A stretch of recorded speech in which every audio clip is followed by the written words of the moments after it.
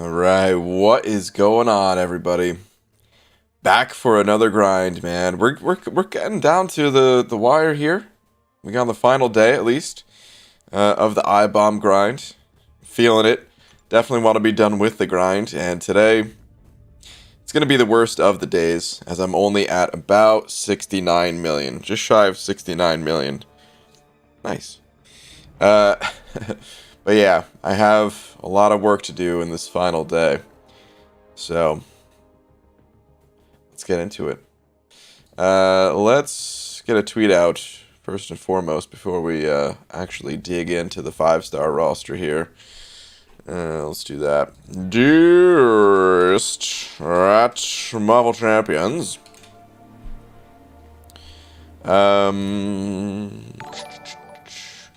Less than 24 hours remain in the fight for 6-star I-bomb. Let's get it.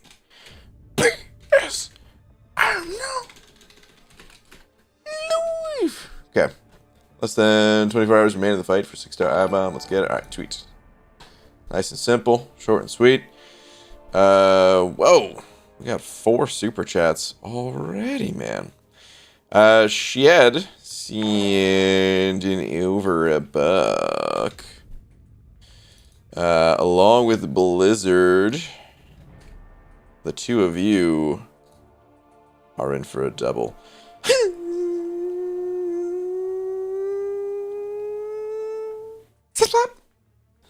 Thank you, guys. Appreciate it. Brother Dingo, you were so close to the slap too as well. Sorry, man. Just barely missed it. Saying, dang it. Yeah, sorry, man. Eric the Taxes, same thing, man. So close, dude. So close. Yeah, thank you, guys. BG slapped me in the face. In the face. Thank you. Shed. Done. And Blizzard...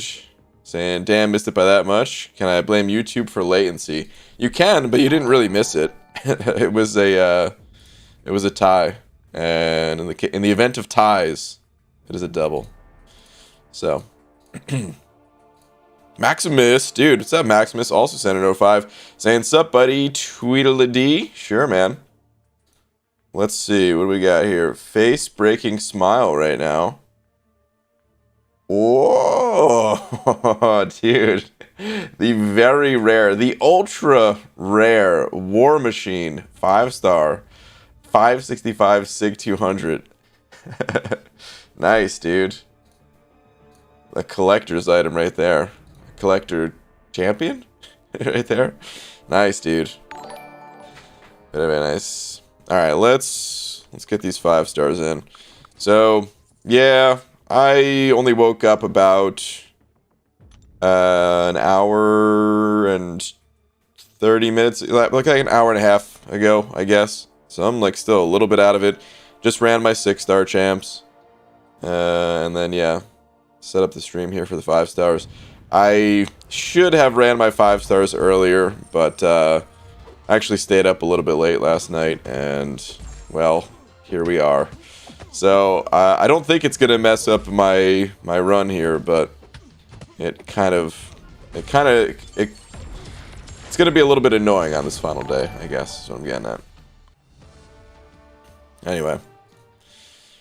Shark. What up, Shark? Singing over Buck with the drooling face. Just saying hello, Brian. What up, Shark? What an emoji, dude. What the hell is that? It's great. But what up, dude? Thanks for the buck, man.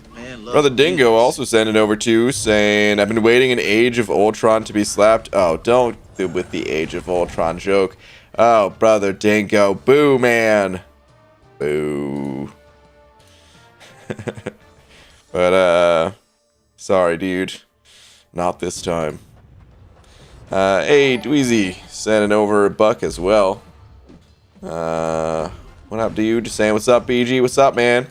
Thank you very much for another buck, dude. Appreciate it. We got Corey in here as well. What up, Corey? Saying, Brian, I cooked the beans from your dream last night. You're welcome. Oh, dude. like, if you cooked beans from my dreams, like, where'd you put them all? Because there was at least 400,000 pounds of beans. And that's just what I could count before I woke up.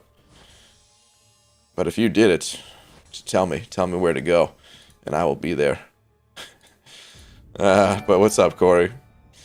Dude, Clint! Dude, Clint sent it over 20. Saying, hope all is well, brother. Good luck. I hate I've missed so many streams. Clint, what's up, man? Dude, thank you so much for the 20. Listen, man, the streams, they're here for when you want to be here, you know? There are times where other things in life are more important. There's nothing to there's nothing to hate about it. That's the nice thing about these streams. They're here when you want them. And yeah, man, whenever you're around, that's cool with me. Dude, thank you so much for the 20 though. Super generous. Thank you, man. You going for the large beard, BG? I'm gonna trim this thing soon. It's out of control. For me, at least. Other people have far larger beards. But soon this will all be gone. I'm just waiting for the right moment, and you'll know what I'm talking about. Eventually, the right moment. Shark sending over another bug saying it's the I wake up at 2 a.m. for my new job. I miss all of you. Oh. That's what that face is? Dang, dude. Waking up at 2 a.m. Good lord. That's rough, dude. 2 a.m. Man. I don't know if I've ever woken up that early for anything in my entire life. I suppose... Actually, that's not true.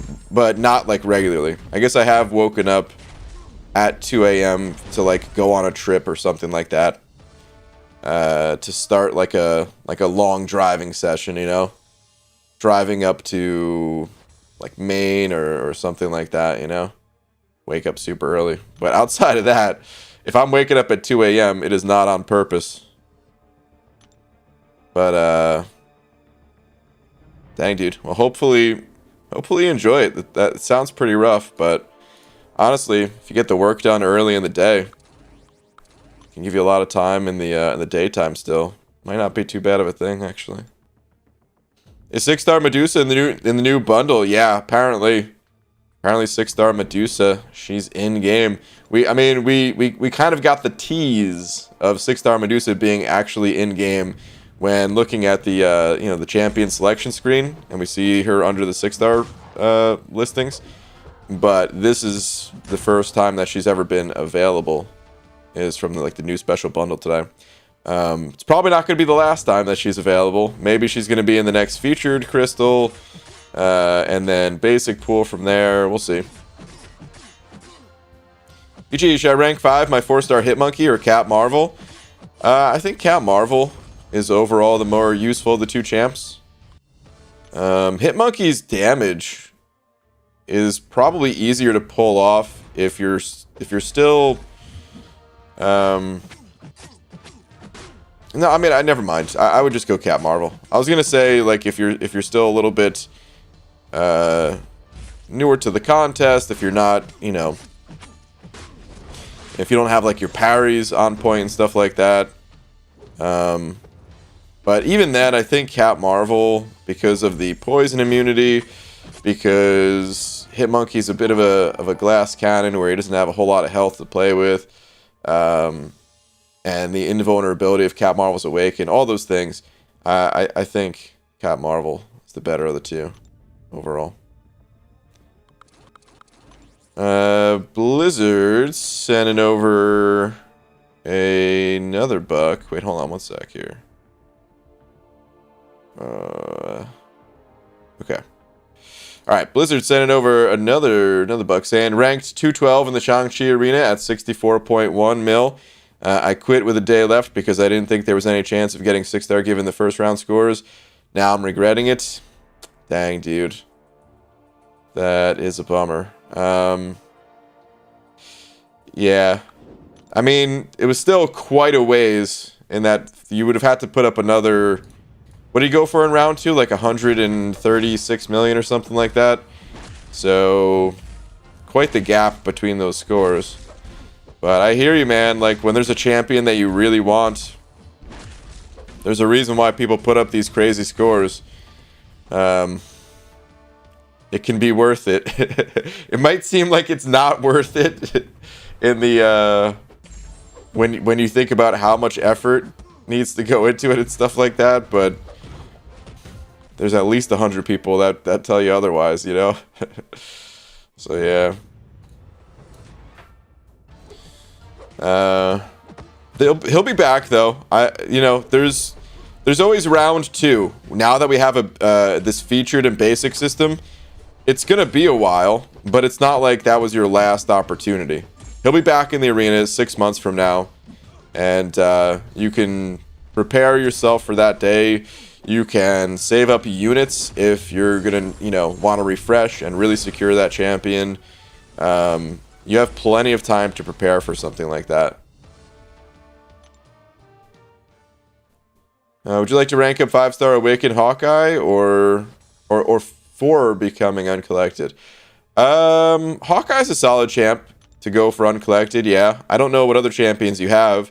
There are, I would say there are for sure better champions in all class types, but especially in skill these days, there's been a number of champs that got buffed. But Hawkeye, he's a solid champion. A lot of people back in the day used Hawkeye to get or just on their way to uncollected. So it kind of depends on the other champs you have. BG, sounds like you just woke up. Yeah, a bit. I woke up like an hour and a half ago. So I'm still a little bit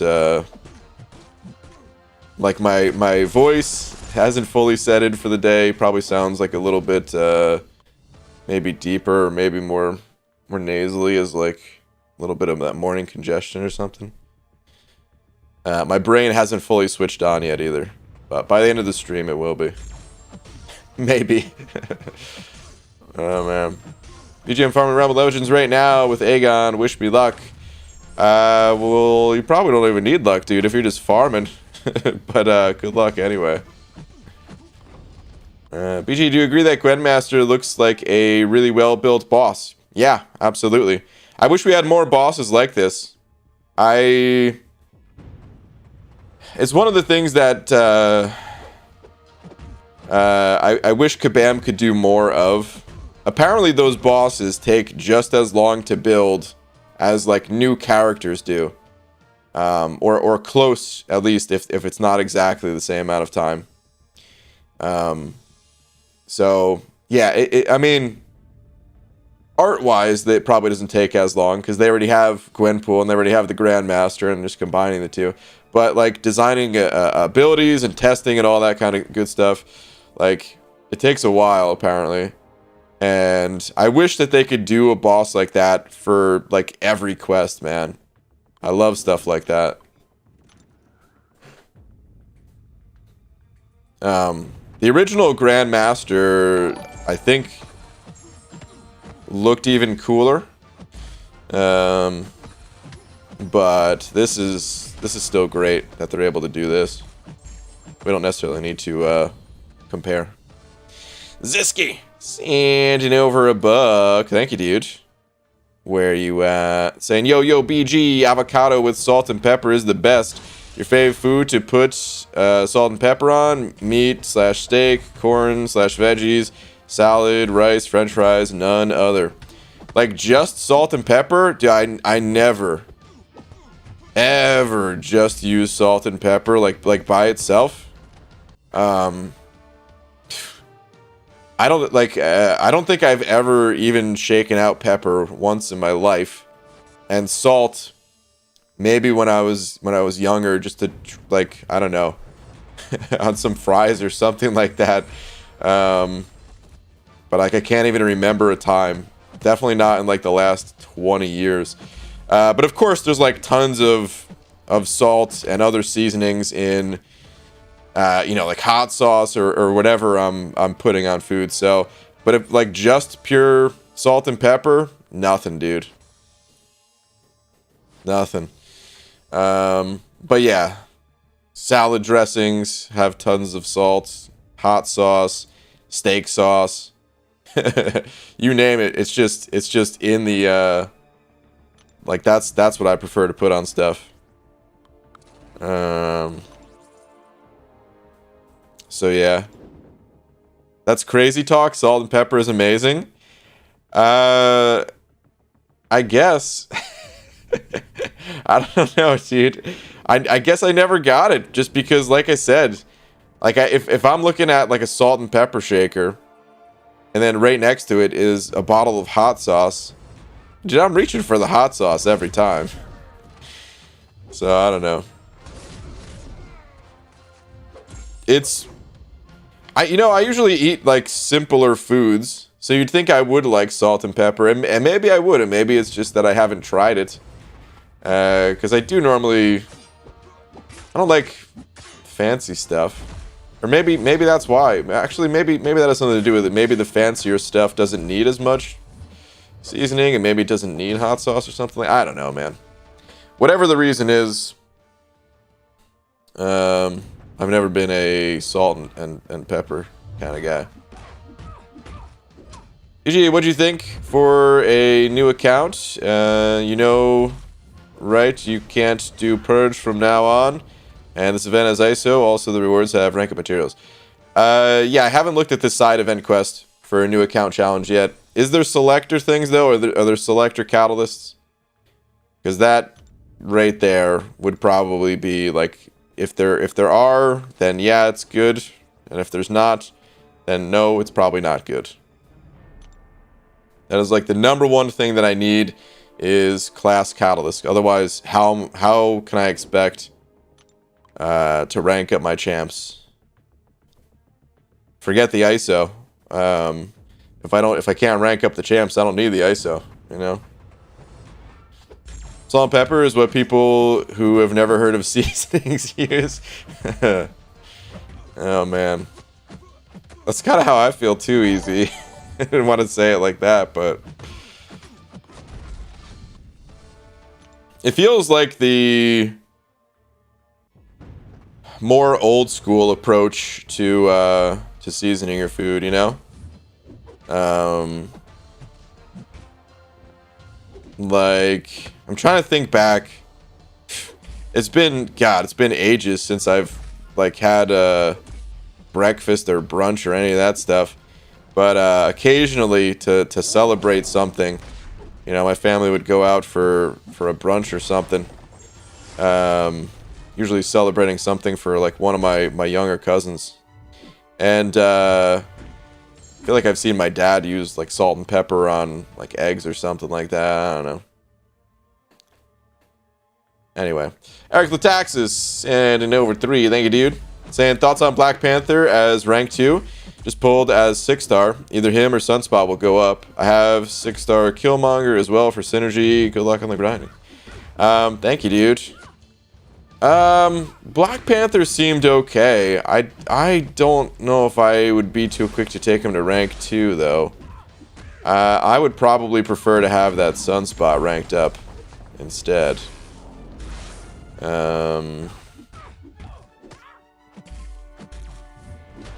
Dude, I love drop kicking people with Sasquatch's special too. It's so satisfying.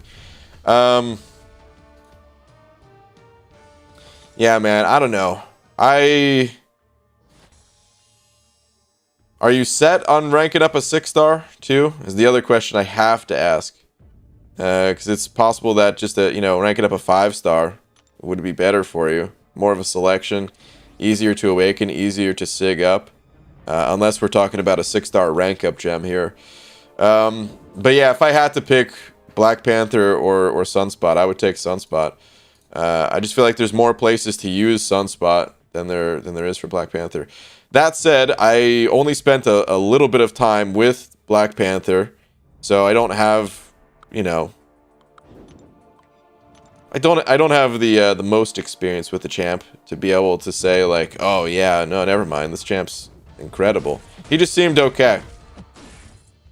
So that's why I would go with Sunspot. Sunspot's really good for certain quests where you need like prowess, just like a quick prowess to get to. And of course, with like massive damage. So yeah. When's the next 7-day count? Don't know. Depends on the side quest. I made a video talking about it if you want to know more of what I'm looking for in side quests. Cutoff 89 mil. Well, we don't know what the cutoffs are going to be. I have my predictions in the bottom left corner. But no one really knows. It's all a big guessing game. I recommend going higher. I have my guess at 105 for I-Bomb, but I'm definitely going higher. How many hours would be good to get amount of units in this new arena? What do you mean? Like compared to last round? Well, it depends on your roster. It's always dependent on your roster. Even in the previous setup.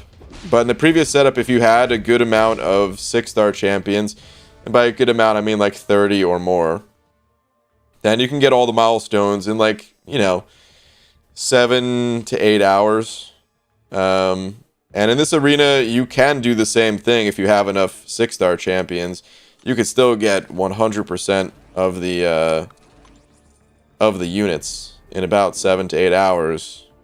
It's just that now it's like, okay, instead of needing 30 6-star champs to do that, you need 84 6-star champs to do that.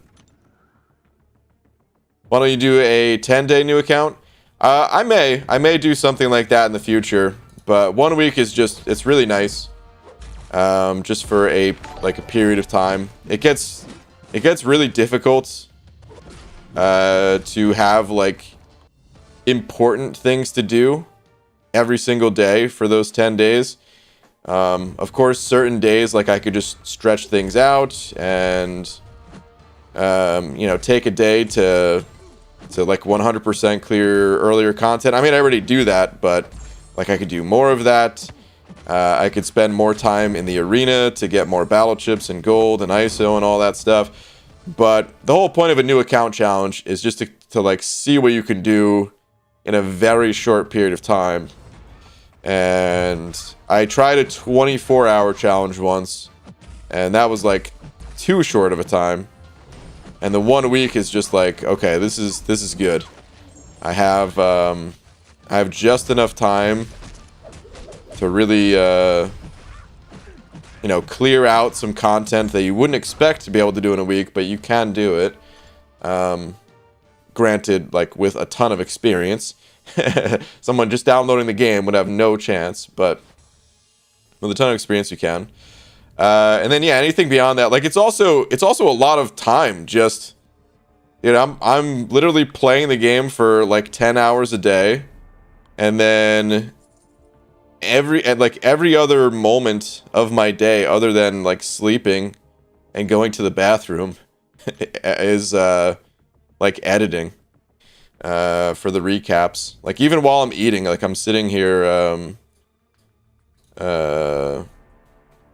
editing the videos to get the recaps out for the next day.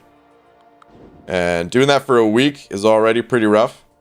Doing it for 10 days would be that much more difficult. Statics and an overbuck. Thank you, dude, saying, what's up, BG? How's it going? I'm watching the Destiny 2 raid race, so just stopping by. All right, dude, enjoy it. Destiny 2, never played it, but I'm guessing some new content just came out. I'm definitely familiar with the idea of a raid race. Whether it's some new content that came out and people are going for world firsts, or if there's just like two of the top groups going head to head in some already existing content. Either way, that stuff's pretty fun to watch. So enjoy it, dude. Thank you very much for the buck.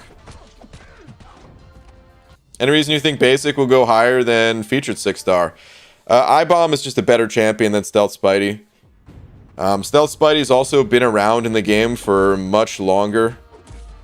I'm like 99.9% confident that I-Bomb will go higher than Stealth Spidey.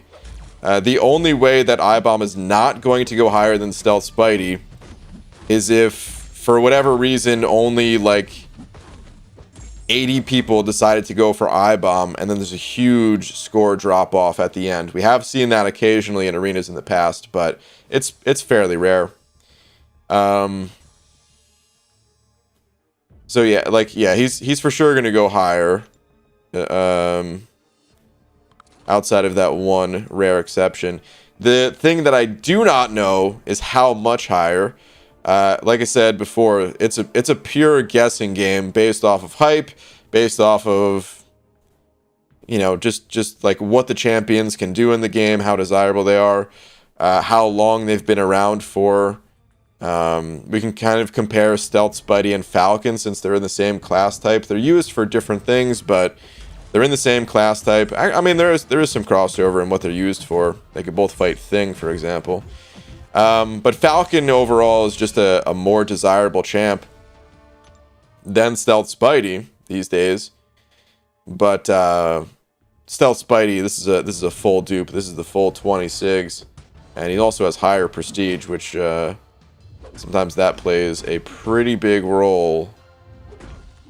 So Stealth Spidey, even though I'm guessing he's going for 85, he can go for 105. And maybe I-Bomb will go for 125. You know, like, who knows?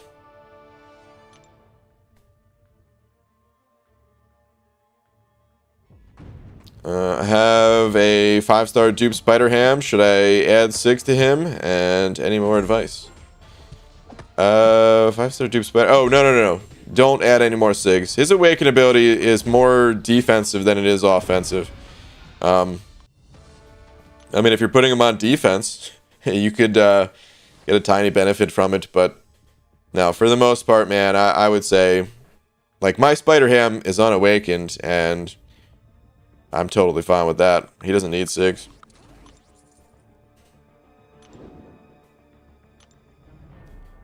Didn't Corvus originally go for 19 because of a drop-off?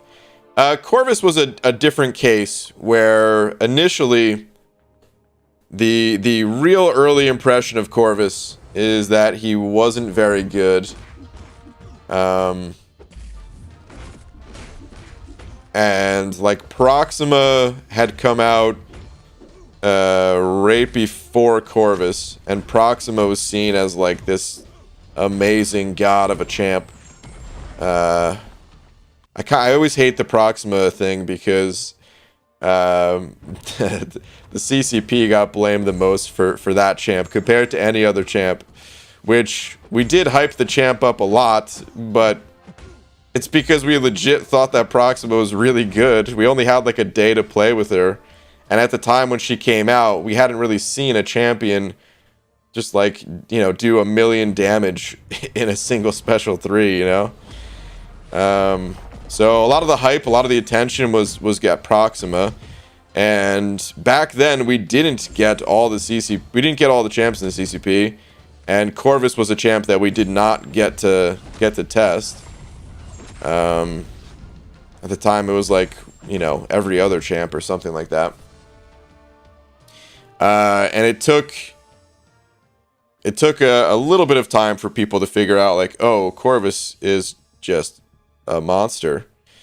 So then, yeah, like his score round 1 was low because of that. His score round 2 still wasn't that high. I think people were still hurt from like the time where, yeah, they they just got burned on a champ like Proxima. And maybe he didn't want to get burned again, thinking, oh, this hype ain't real, just like it wasn't real for Proxima. But no, turns out the hype for Corvus was pretty real.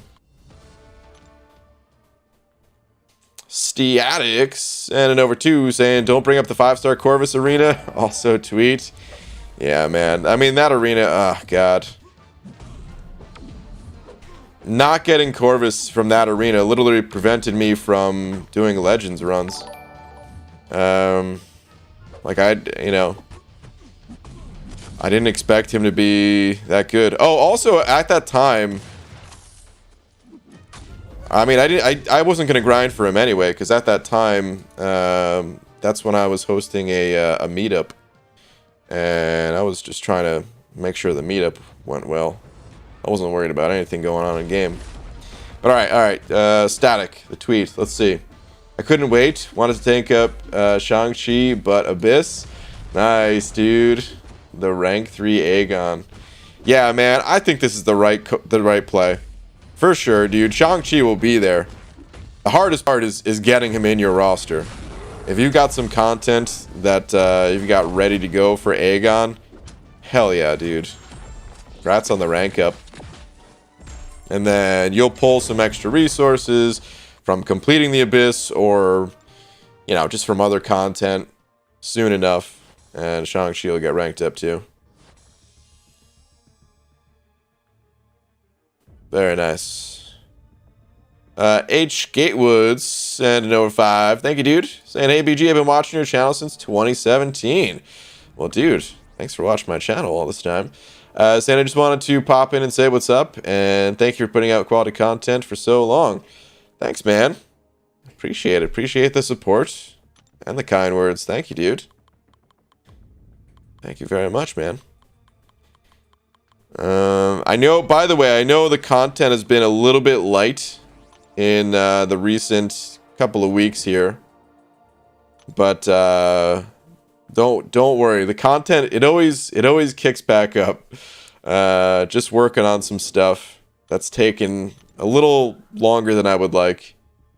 And then I'll get back to making more regular content. The videos for all the people that aren't into the streams and stuff like that, or who just enjoy both. So yeah, man, thank you very much, dude.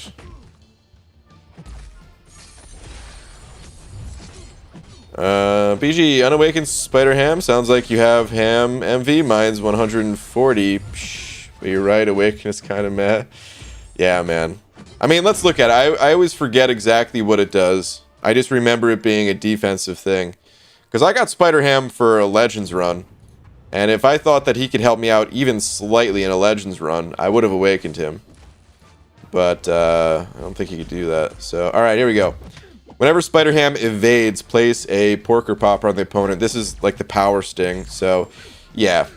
You're not really looking to evade when you're fighting with Spider Ham. Whenever Spider Ham is struck while stunned, 30% chance to remove one spider nonsense. And oh, did I just die? Was she unblockable? Dude, out of the corner of my eye, I saw that she was using a special. Well, I guess I just missed time to evade. Alright, whatever.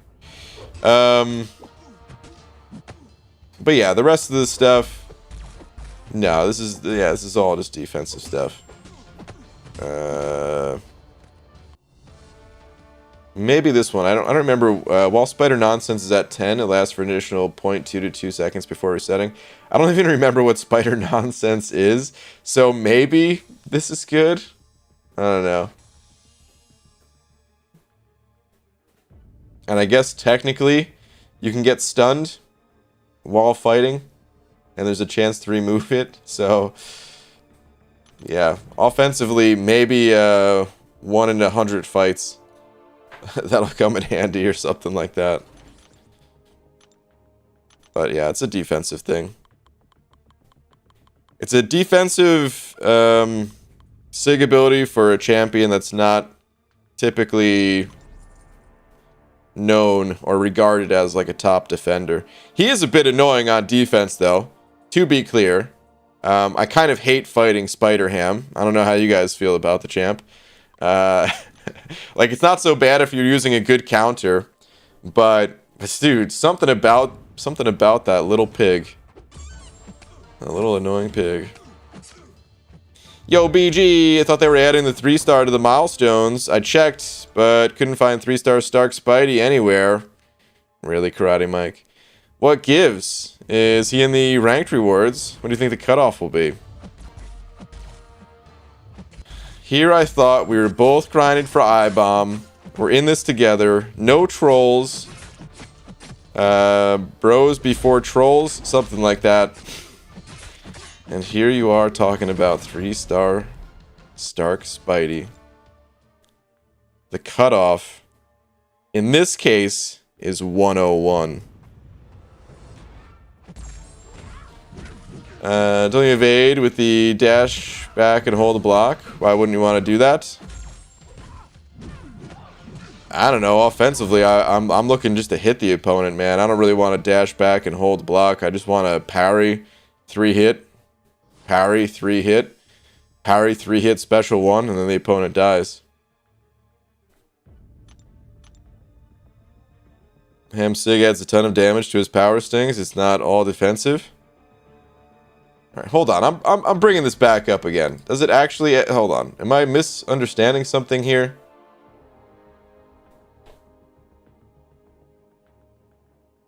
Where does it add damage to his power stings? Because there's this line right here. These Porker Poppers last for 7 to 14 seconds and deal this amount of damage. But that's just for these two. That's just for these two instances. So when you evade, and while you're hit while stunned, I'm not looking to be hit while stunned. And I'm not looking to like this may be. I honestly don't remember what this does. While Spider Nonsense is at 10, it lasts for an additional 0.2 to 2 seconds. Does that help? Spider Nonsense. Spider Ham's cartoonist nature increases the more danger he's in. Spider Nonsense starts at 0 and increases over time as long as the opponent has 1 bar of power, increasing faster for each additional power they have. Every stack of Spider Nonsense reduces degeneration effect potency. Okay. While Spider Nonsense is at 6 or more, Spider Ham has a 35% chance to evade. Okay. While Spider Nonsense is at 10, Spider Ham will not gain any for 6. So, what damage? Is there something I'm missing? Because all this stuff looks like... It looks like pure defensive stuff. A little bit of, like, retaliatory damage. Is that even a word? Retaliatory? In the defensive things that he has, but at the end of the day, again, I'm not really playing the champ to evade. I'm not really playing the champ to try and get hit while stunned. Definitely not trying to do that second one. It scales with the opponent's power in his base kit, not a part of the SIG. Okay.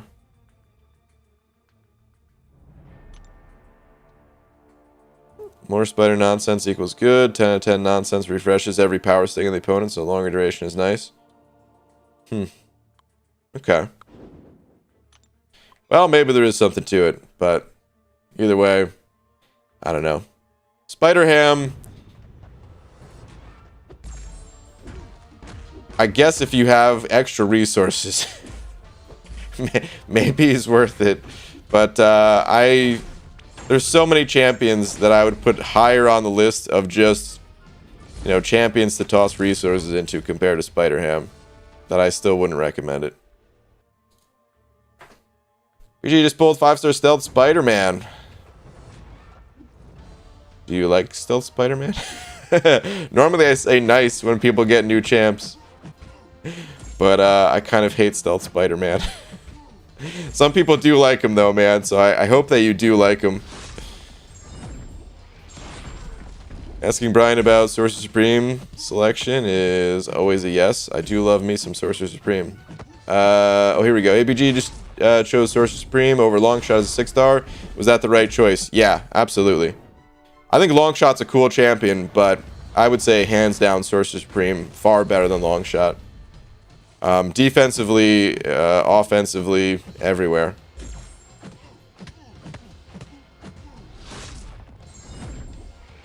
Brian, I can't hide it anymore. I used one of my generic gems on Ghost. It was difficult to use it, but I had to. She's too dominant. She's pretty darn good, MSD. Pretty freaking good. Oh, man. I can't even imagine. I mean, I guess I can kind of imagine. But, like, the 5-star already does so much damage, even without suicides. And I know you don't run suicides, but, like, God, 6-star, suicides, full synergy team, Odin, Act 7 content where you're gaining bonus attack. It's gotta be nutty. Vanish. Sending over 2. Thank you, dude. Saying, how's your Abomination grind going? I'm a little bit behind on the grind, if I'm being honest. But I'm also not too mad at it. I took things a little bit slower yesterday. But it's okay. I've got time to make up from the slowdown yesterday. So it's all good. Oh man, I was gonna check someone's tweet, but dude, you can't spam, and right now you are spamming. If I could see your message 3 times without having to scroll, come back in a few minutes, don't spam, and maybe I'll check for you. Blizzard sending over 2 saying, hear that? It's a tweet. Alright, let me check you out. Let's see. Generic 1 to 2 and Tech 1 to 2 to use on anyone or hold. I've been messing around with Civil Warrior. The buff is nice, but kind of hard to manage defender power while using up Furies. Also, CGR is rank 3 now. Dude, grats on the CGR. I haven't enjoyed my time with Civil Warrior too much. If you like him, that'd be a personal play, but I can't really recommend ranking him up. He's certainly better than he was before, but generic 1 to 2 and Tech 1 to 2. Is your Warlock already rank 2? I think he is. He's a much higher PI. Oh, I just got destroyed. He's a much higher PI, so he must be rank 2 already, right?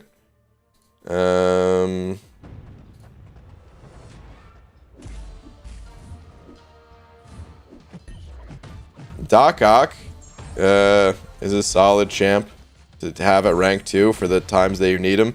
But you could also just wait for a time that you need Doc Ock and hold on to that gem and wait for a champ to get buffed or something like that. But he would be the champion that I'd pick out of your roster for Tech. Generic is a little bit harder to say because I don't know the rest of your roster. I don't know the content you're trying to complete. Generics, dude, they're used. I don't think I need to say this, but I'm going to say it anyway. They're used for anyone, right? Anything in this game they can be used for. And you don't have to use it right away. I wouldn't be too quick to burn it. And the way I like to use generics especially, or rank up gems for that matter, but, you know, especially a generic one, is let's say you just pulled, let's say Doom, because I don't see a Doom in your top roster here, but I do see a Mephisto ranked up, and maybe you just burned your Mystic Catalyst or something like that, and now you're like, well, damn, how am I gonna ever rank up this Doom? How am I gonna get the Catalyst for it? Well, that's where the gems come into play. I use those gems more as like a resource management tool than anything, but yeah, I don't really know how to pick out a champ to rank up with a generic for you, especially without knowing, like I said, the rest of your roster and the content you're going up against.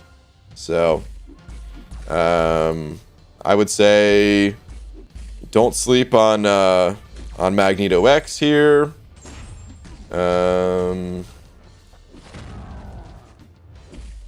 Who knows if Iron Fist is ever gonna get buffed? Sure hope so.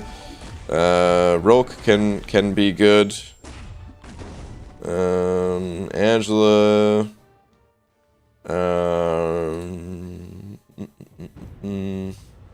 Sunspot. I was gonna say Morningstar, but Unawakened, yeah, maybe not. Yeah, man, there's no way I can really pick out a champ for you and just say here's what you do, because it doesn't really work that way at the end game, you know? Like early on, yeah. Early on, if someone showed me the roster and they're in Act 4, I could pick out a champ. But I feel like if we're just picking out a random champ without knowing what else you have ranked up and the content you're doing, I feel like that's just kind of a mistake. Unless you're doing it just for fun, and if you're doing it just for fun, that's cool. But then again, I also don't know what's fun for you, so.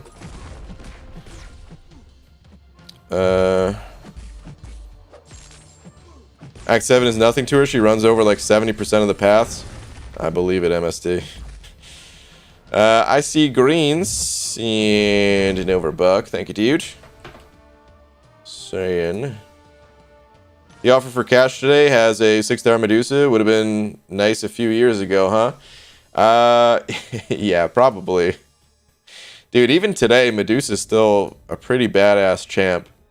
But yeah, especially if she was released earlier before like Magneto got buffed up and stuff.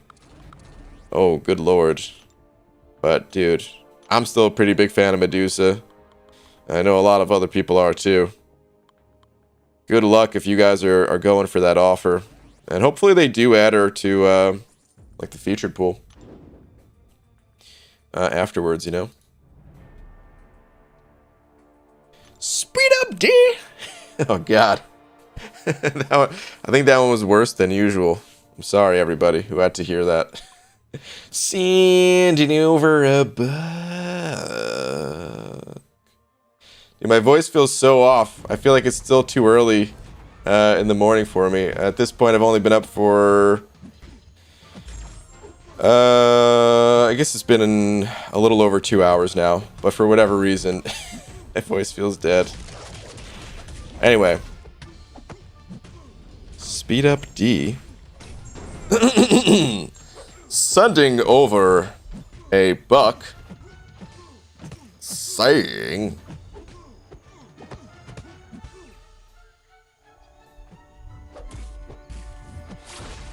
I love you. Speed up D. God. Oh, man. Thank you for the love and support as always, dude. That might have been the worst one yet.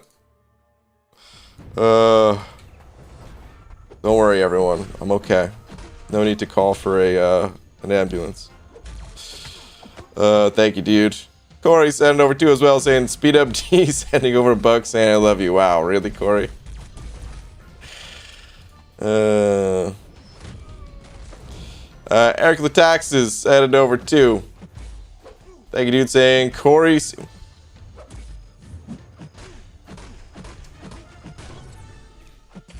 Corey saying speed up D, sending over a buck, saying I love you. Wow. Is this the game that we're playing now? Oh, man. Blizzard sent over to the 5 saying 7.2, and any new abyss is what I'm doing next. Also, those are filtered to just 6 stars. I have a rank 5 Doom. Okay. Yeah, man. Well, we don't know what that new content is, you know? So save those gems. They're not going anywhere. It doesn't sound like you need anything right now. At least, I mean, 7.2 I haven't done yet, so I don't know if you need something there. Well, that's pretty much how you have to play the end game stuff, is rank for the content you're doing, but like you have to experience that content to know what you need. So hop into 7.2, and if you scout a path and you're like, oh man, I don't really have an option for this boss, well, that's what the gem's for. Rank up, rank up a champ for that boss.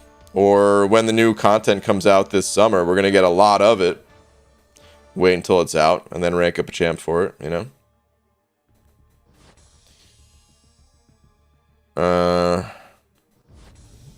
But yeah, like rank 5 Doom still doesn't really tell me much, you know?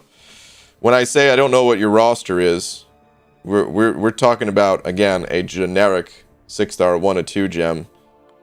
I don't know what your entire 5-star roster looks like, or where you're struggling. If you need a champ for AQ, the game, it just doesn't work that way, is all I'm saying. Dragon Daggers, sending over 2 with no message. Dragon Dagger, appreciate it though, man. Thank you, dude. Sneapskin sending over €5. Thanks, man. Saying good evening, Captain Bald Cap. Can you say hi to my kids? I hope I don't mess up their names. Kayano? Is that how you say that? Shania and Jamie. I'm so sorry if I messed up the names. But yeah. Shout out to the whole fam. By the way, tweet at is okay. With the wax too shiny. All right, let me check it out. Let's see what we got here. Hold on, I think one of the pictures is messed up. Happy with these polls, especially the beautiful creature. This is probably just on Twitter's end. Something probably messed up there. But nice, dude. Yeah, man. The eye bomb. Good stuff. Let me try to refresh this and see if it works. Nope. For whatever reason, the first picture is just not loading. But congrats on the eye bomb, man. Good stuff. You're right with the names? Okay. Alright, good. Oh, it was a 6-star Namor. Oh, dude. Congrats, man. That's great, dude.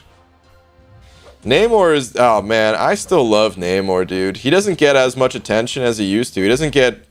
Feels like he hardly gets any attention at all anymore just because the mutant class is so stacked. But, dude, I still love Namor, man. I would still love to pull a 6-star Namor. So, congrats, man. Congrats. ABG, the stream is lagging. Oh, wait, it's just the Kabam servers again.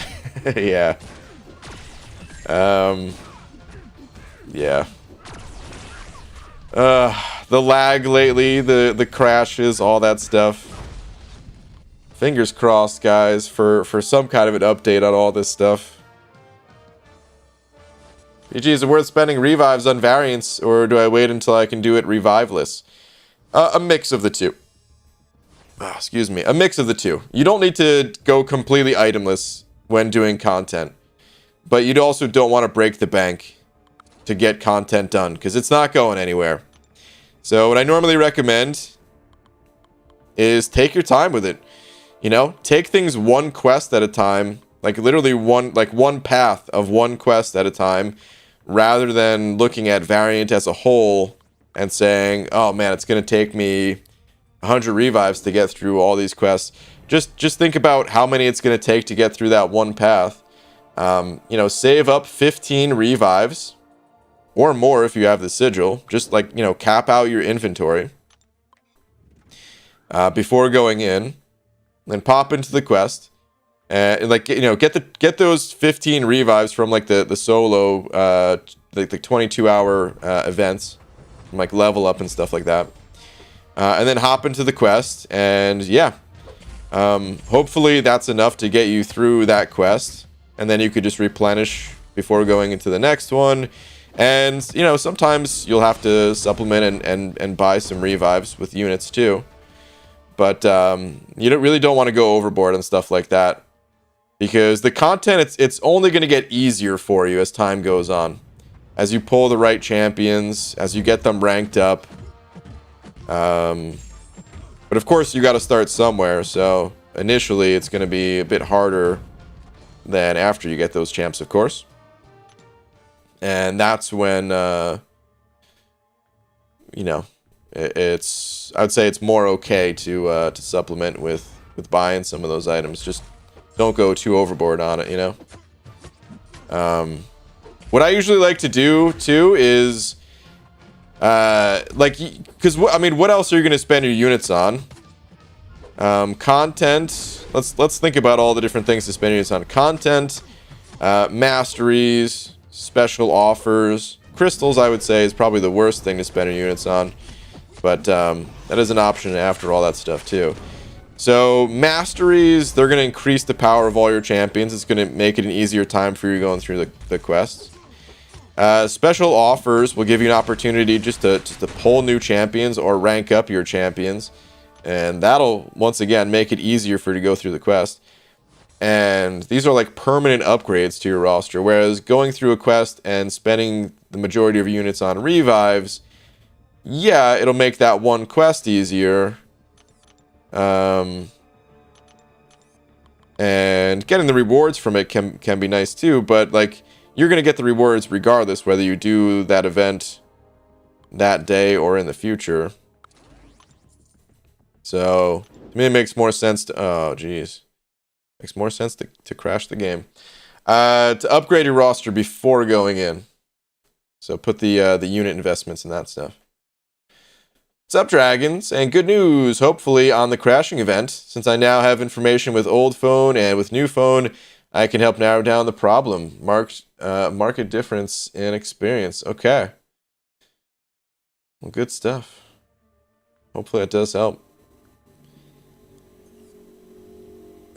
Profile pics are the worst thing to spend units on? To some. A lot of people seem to like the cheese. But yeah. You're right. The profile pictures don't actually help. It's all style points. The way I tackle variants is to do as much as I can without having to buy revives. Just do what I can with what's in the stash, and once it's burned out, just wait until the free stuff racks up again. That's the way, Demiak. Which means I have to tackle some soon since I have 8 free revives in the overflow right now. Get to it, man. But yeah, that is definitely the way. It's all, I mean, like... And listen, that's just the way that I prefer, and since that's what I prefer, that's what I'm going to recommend.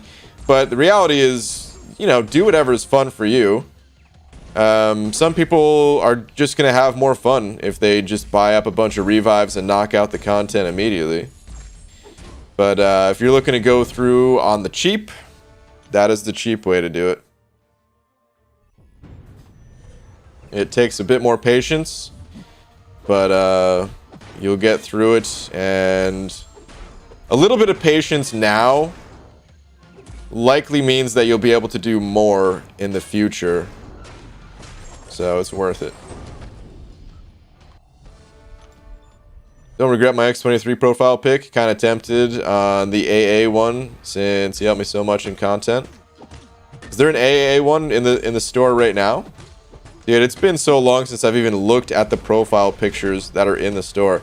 Every once in a while, I accidentally click on the tab, or you know, for whatever reason, come across the profile pics, and I see that. You know what? Let's go right now. Quick detour from the arena. Let's see what's in the store right now for profile pics.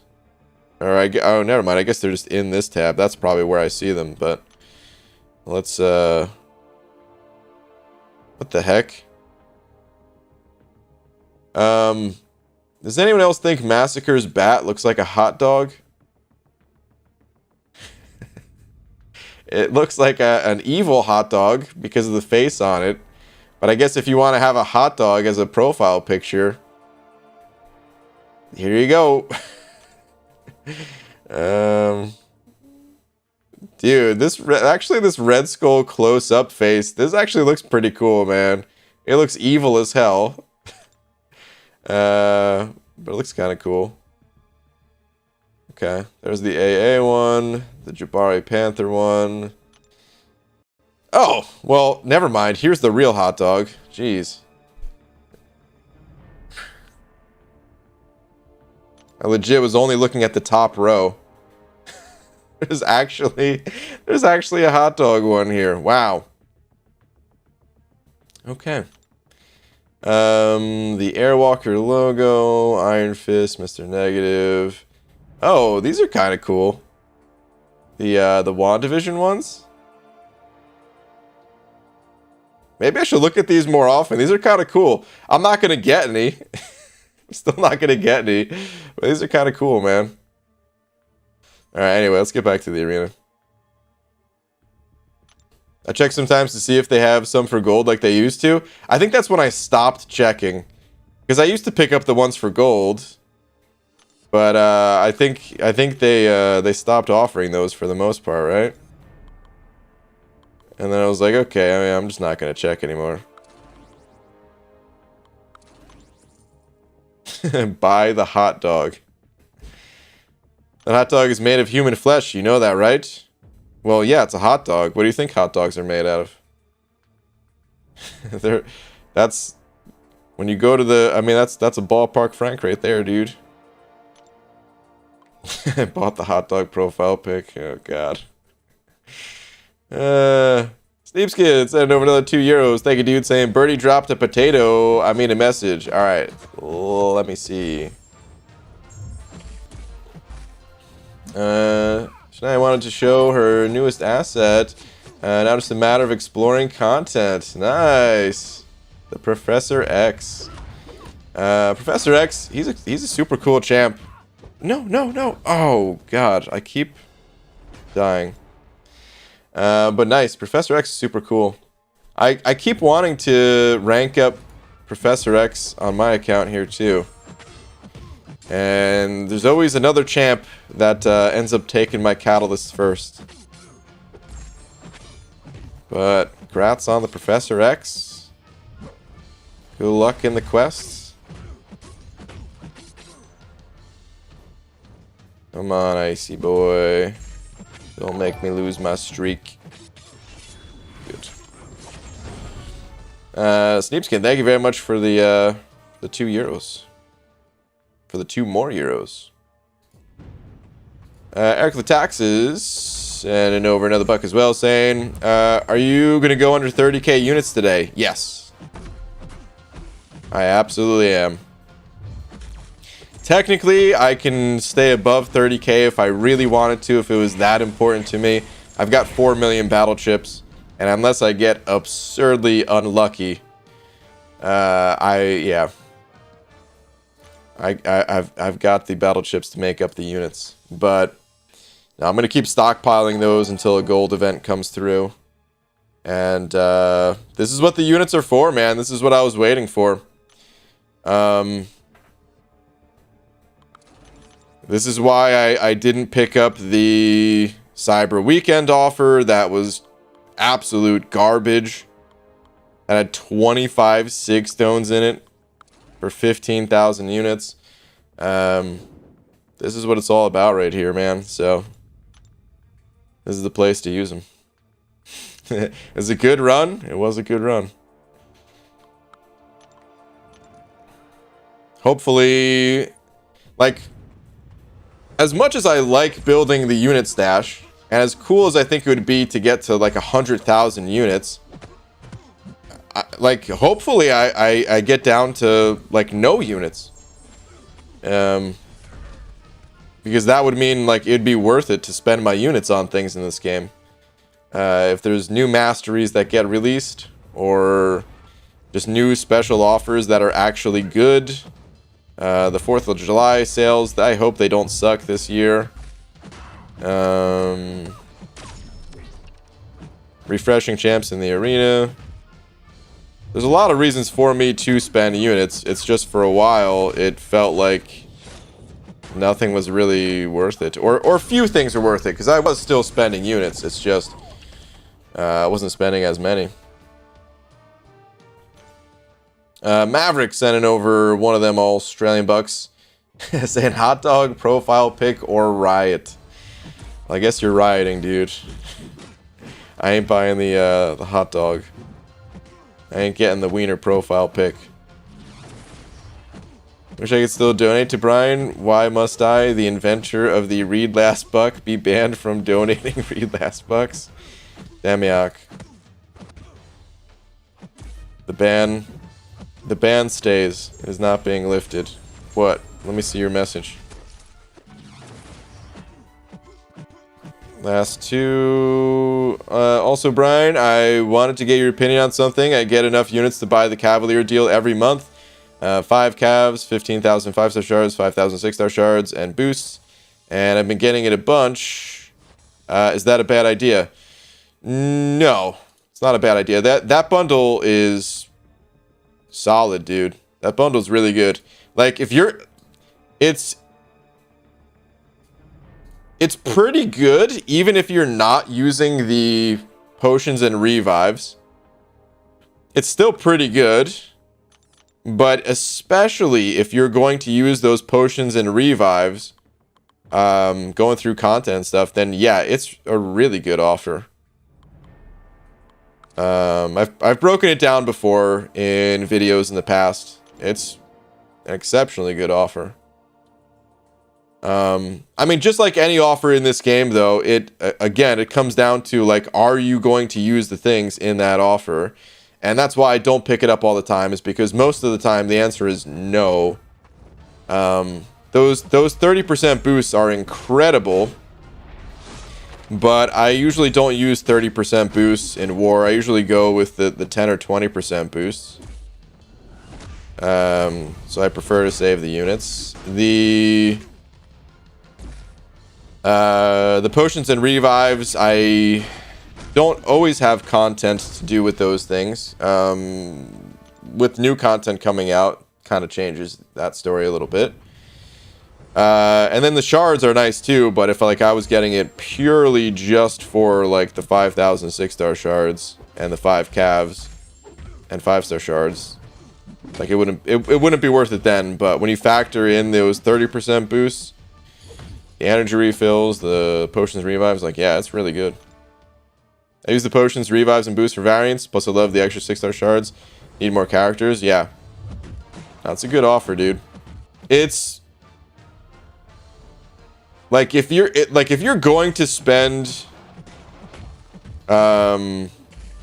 units on cav crystals. Sorry, I was trying to pay attention to things rock stacks here. If you're going to spend units on any kind of crystal in this game, like, don't pick up that offer instead. Like, make sure you're buying that offer first before opening up individual calves, is I guess what I'm getting at. Like, if you want to keep buying calves, like, that's cool. They're your units. You do whatever you want with them. But pick up that bundle first. It's just much better.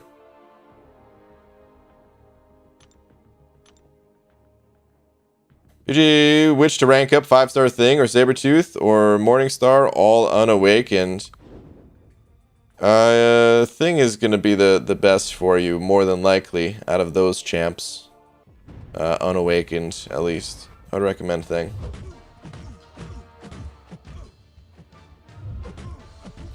PG, what randomized said? What did randomized say? No, it's actually made of human flesh in the Spider-Ham universe. Oh, yeah, no, I know that.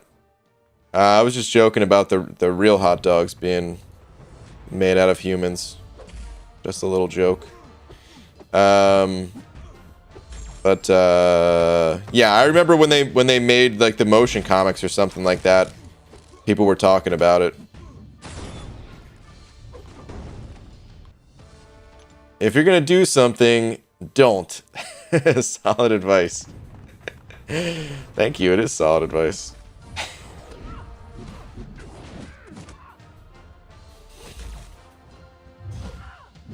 Hey BG, I have a super tough question for you. Do you think there should be bad champs in the game to make the better champs feel amazing? Or should every champ be god tier at least? Well, there is no god tier if every champion is a god. Then it's just the pool of champions tier. So, like, champions should have different uses, I think. I think every champ should have a use of some kind. But that doesn't mean that every champion needs to be insane. Like, we'll take Ant-Man for example, because a lot of people, you know, voted for Ant-Man to be buffed. And in my opinion, Ant-Man always had a use in this game. It might not have been the use that people wanted, just like people may not have wanted Odin to be a synergy champion. And that's kind of what he ended up being. So, like, from a design perspective, we could still say, okay, maybe it was a mistake to have Ant-Man be a, you know, just like a synergy champion or something like that. But at least he had that use. It was a very small use, arguably too small of a use. So I'm not saying like never change Ant-Man. I'm just saying, as an example, at least the champion, he had a purpose. Actually, maybe we should go with Wasp. Wasp is maybe a better example. Let's, like, forget about Ant-Man. Because I feel like people are probably going to get too hung up and say, oh, he's not good enough. Let's say Wasp. Wasp is a decent champion, but not a god.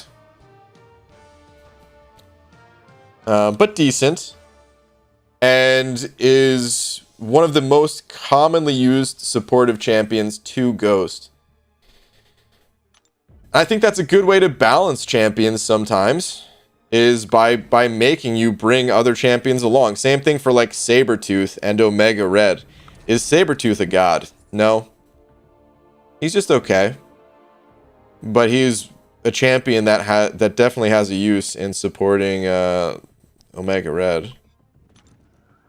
I think some champions, I think it's fine for them to just be defenders too, where that is their purpose.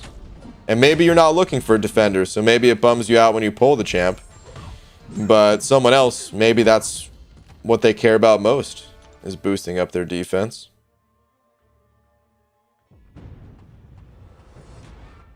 So, yeah, I think it'd be a mistake if Kabam tried to make every single champion in this game a god.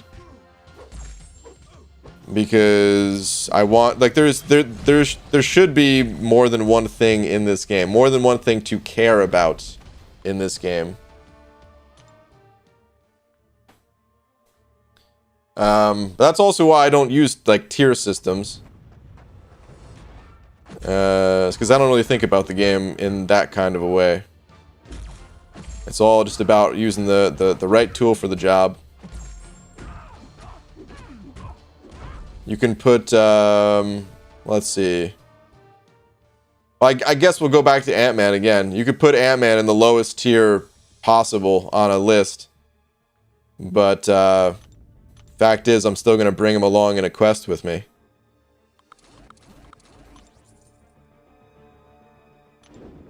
Side event arena is terrible for new accounts. No bonus points. Side event arena. Oh, you're saying like if you were using like 1-2-star champs or something like that?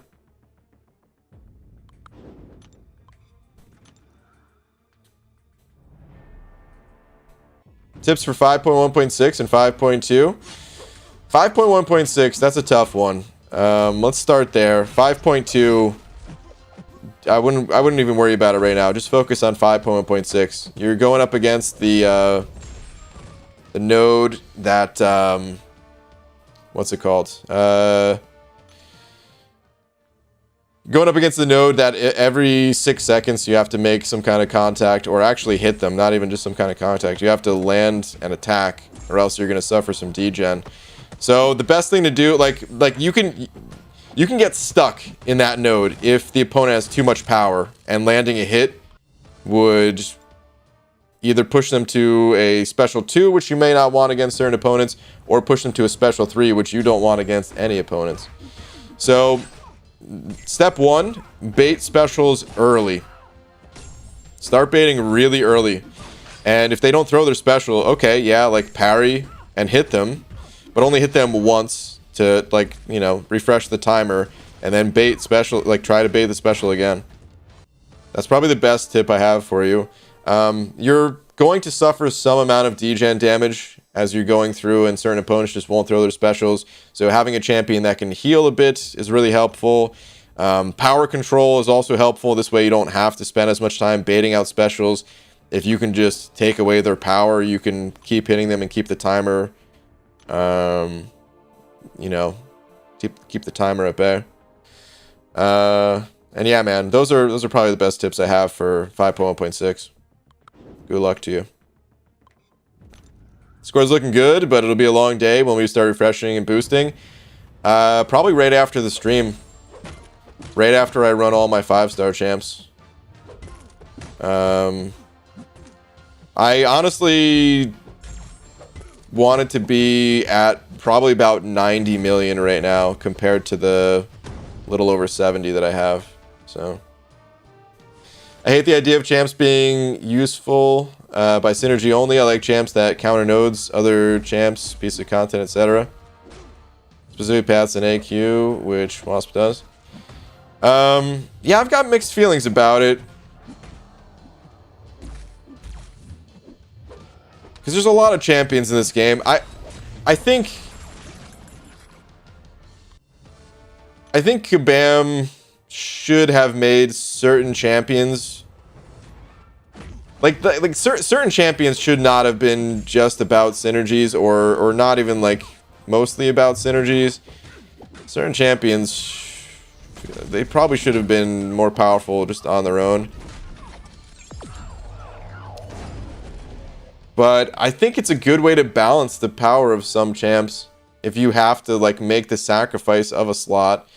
And then the other thing is like, okay, so actually let's look at this from the other perspective. So you say that you like champions that counter nodes more and stuff like that. And we all do, because it, you know, you have that power directly in your hands. But there's also 200 champions in this game. And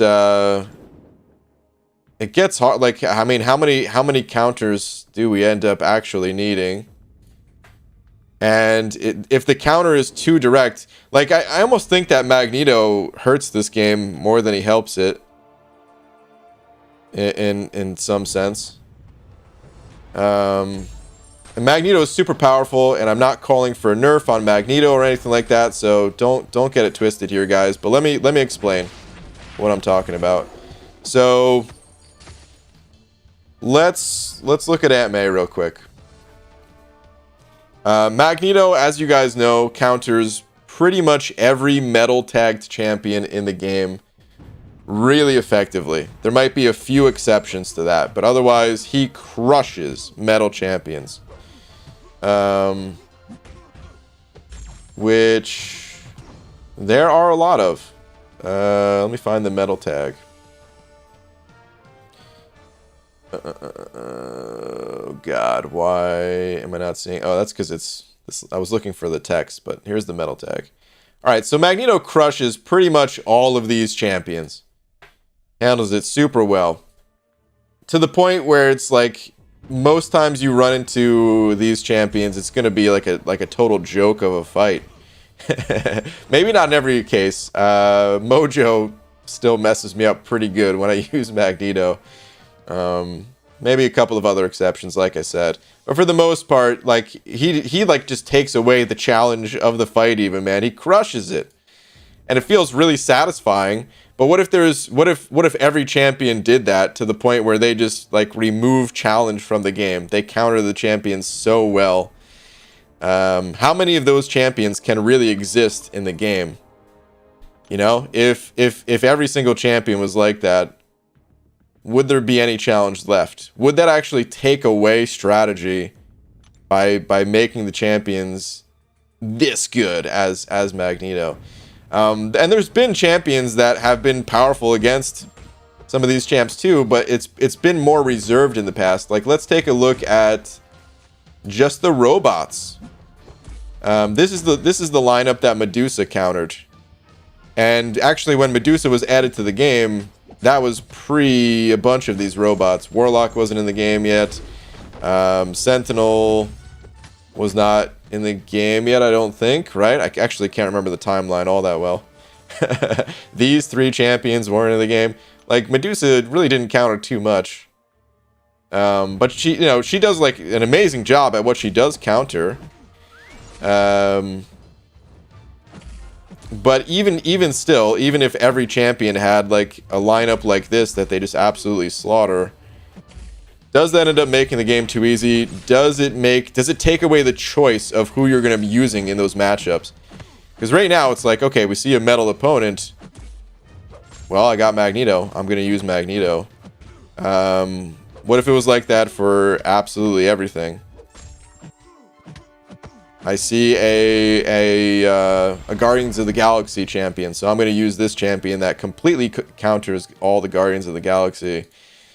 I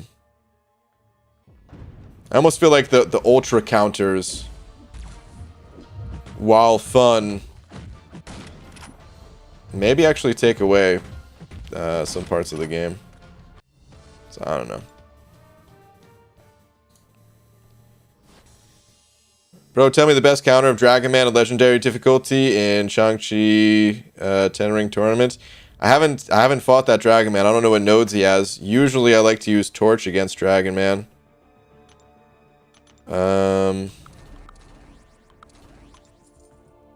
That's who I use the most. But I don't know what champions you have. I don't know if you have Torch or all the champs. Maybe some other people can chime in of who they used. You're not wrong about Mags, but then look at Surfer. He's an OP in the comics, but people hated his model. The only answer is all these insanely OP champs must be support in a way. Yeah.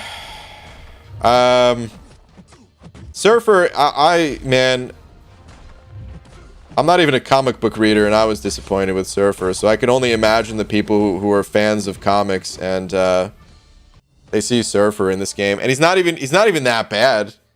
It's just he's also not what you expect. So I'm not saying that like Kabam has the system down perfect and they crushed it with all their decision making for these champions. Like, far from it, I would say. It's also one of those things where like it can always be better, even if they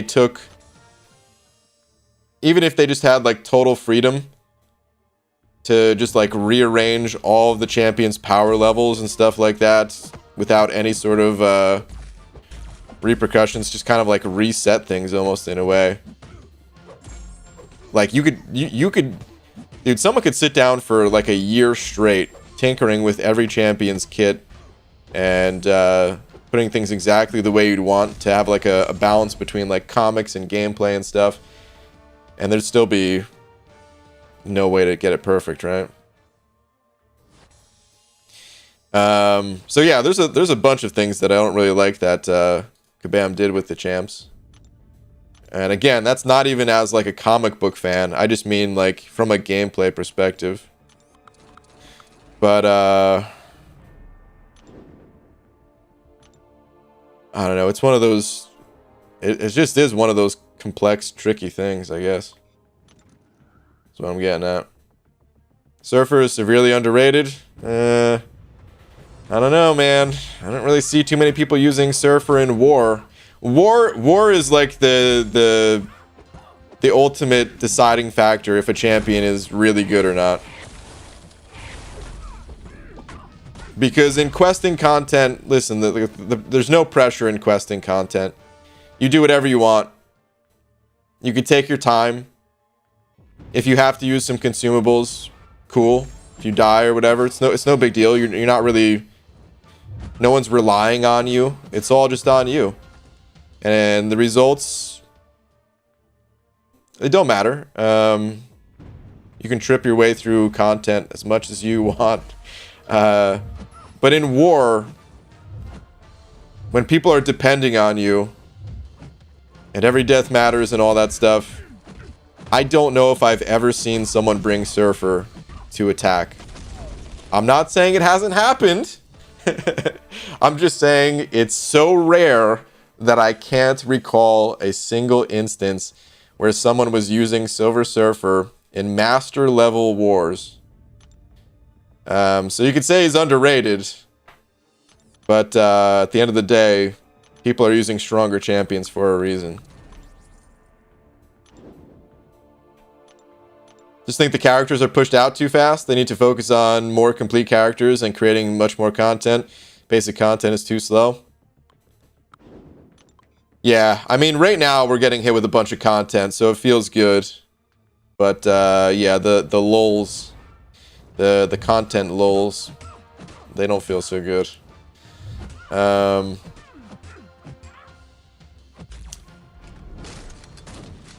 It's tough because I think right now it wouldn't be as bad if they slowed down a little bit. But in the past, before they were doing the champion updates, I would have hated if they slowed down. Even now, I don't really want them to slow down, dude. Like, it's exciting having like 2 champions to talk about each month. I think we'd really feel it if it dropped down to 1 or like 1.5. If it was like, 3 champions every 2 months kind of thing. It would be nice if they did have more time, though. Like if there was just more developers in the rotation of making these champions, which I mean that introduces a bunch of problems too. What's the phrase, like too many chefs in the kitchen kind of thing? So it would be nice if they had more time to do that stuff, but I don't know what the right answer is there.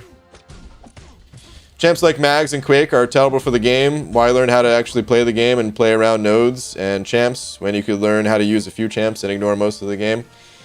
Yeah, I agree with that, work in progress. I think, again, like it's exciting to play with like these ultra powerful champions, but what it does for like the long term in the game, I think a lot of times it does more harm than it does good. If the game was too loyal to comics, then the skill class would be pretty useless. They're cool characters, but in the grand scheme, those characters are ones without powers. For the longest, the skill class was the worst by far. So maybe they were designing based on the comics.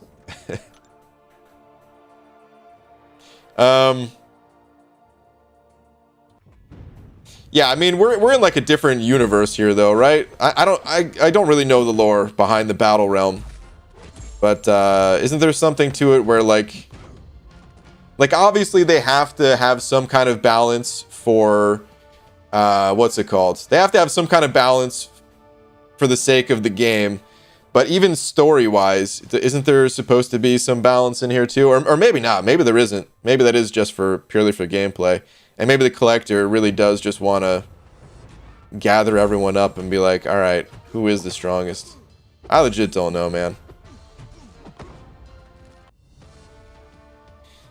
MSD and Overbuck. Thank you, dude.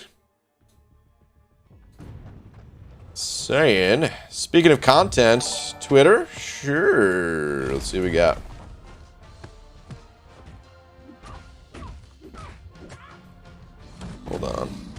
Hold on. Let me fight this Sasquatch first. This guy always takes a little bit more attention. Okay, let's see. Alright, when the Synergy Champion becomes the champion. No way, dude. In here fighting it out with Ant-Man. God, this is a rank... Is this a rank 1, level 1? Or tell me at least it's 25. No, he's probably 25 and just has class disadvantage. But geez, dude, Ant-Man versus Gwenny here. Like this, dude. I like this more than I like the rock paper scissors nature of content. I wish Kabam could make more fights like this where you can just go with any champion. I mean, and I don't want the entire game to be that. I think there's a lot of strategy that goes into bringing the right champion for the job and stuff like that, and that helps us to decide like who to rank up. So like I don't want that to be taken away entirely.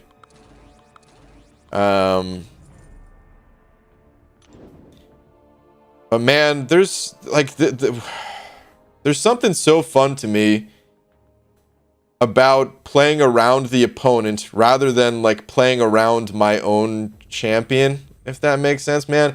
It's one of the reasons why I actually prefer to use like simpler champions a lot of times.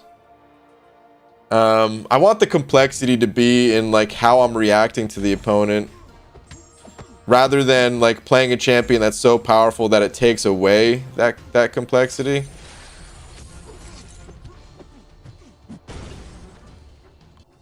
Or I just don't want to kill it entirely, you know? I guess that's what I'm getting at. So I don't want to... Certain champs, it actually does feel like you're just killing the game. You're just... I mean, we use the term cheat code, and that's literally what it feels like. There's a reason why we use that term, right? How it feels like certain champs are just a cheat code. They're that good. So it's like, okay, yeah, you just... By entering in this instead of a code, we're entering a champion into the system, and that champion's like, okay, disable the following nodes, you know.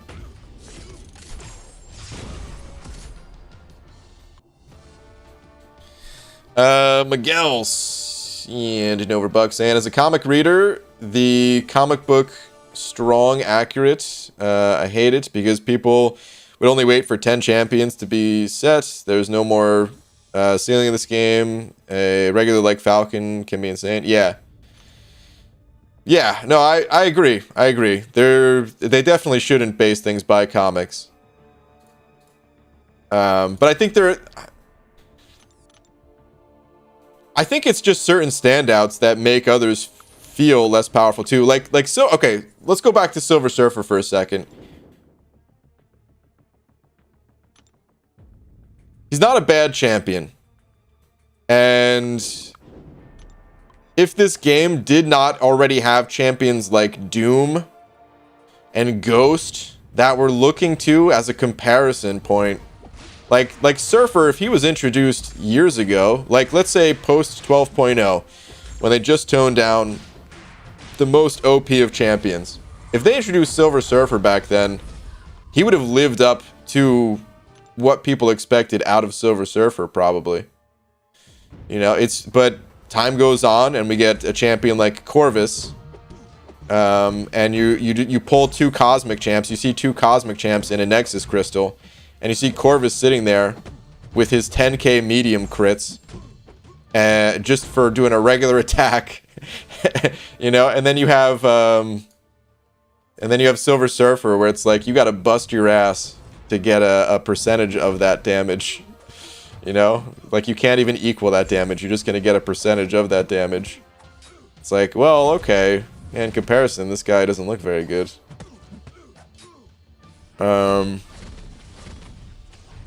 I think that's what happened, really, is just that the game, it spirals out of control. This is what happens when there are no nerfs. We're just, like, seeing the long-term effects of it, where, like, okay, yeah, if you can't nerf anything, then how do you make a character exciting? You have to make them Magneto. That counters a third of the game or whatever.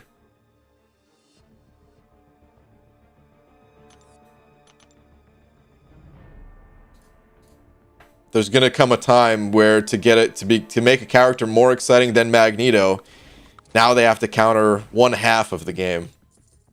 You know?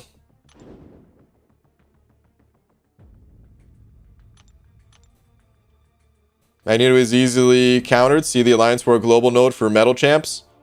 Miguel, nobody uses that node because Magneto destroys it. I think, at least. I'm pretty sure.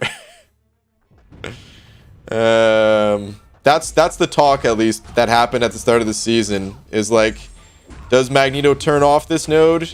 Yes. Okay. Well, we can't use it. Instantly remove that from the selection. I think one of the other battle groups went up against Bulwark. I'm trying to think if my battle group ever did. Like this season, at least. I don't think we've seen Bulwark this season in my battle group. I think we had like one war where a different battle group was Bulwark or something. And it tripped them up just because they weren't expecting Bulwark and they were planning around like a different node or something like that. It was just the pure surprise factor, not the difficulty factor.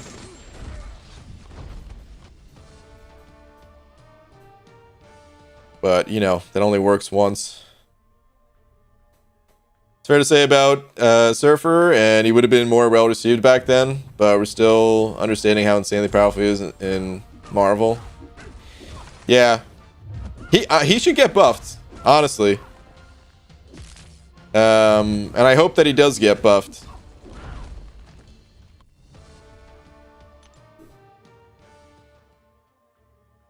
BG, can you check my tweet? Yeah, let me see what we got here. It's just really tough though, because we also don't know, like, You know, I'm talking about these things like in hindsight, you know, like saying, oh, I wish the game was this way. But what if the game, like, what if Kabam originally made the game the way that I'm describing? Would it actually be better, or do I think it would just be better? I don't actually know, man. Maybe it wouldn't be any better. Maybe it'd actually be worse.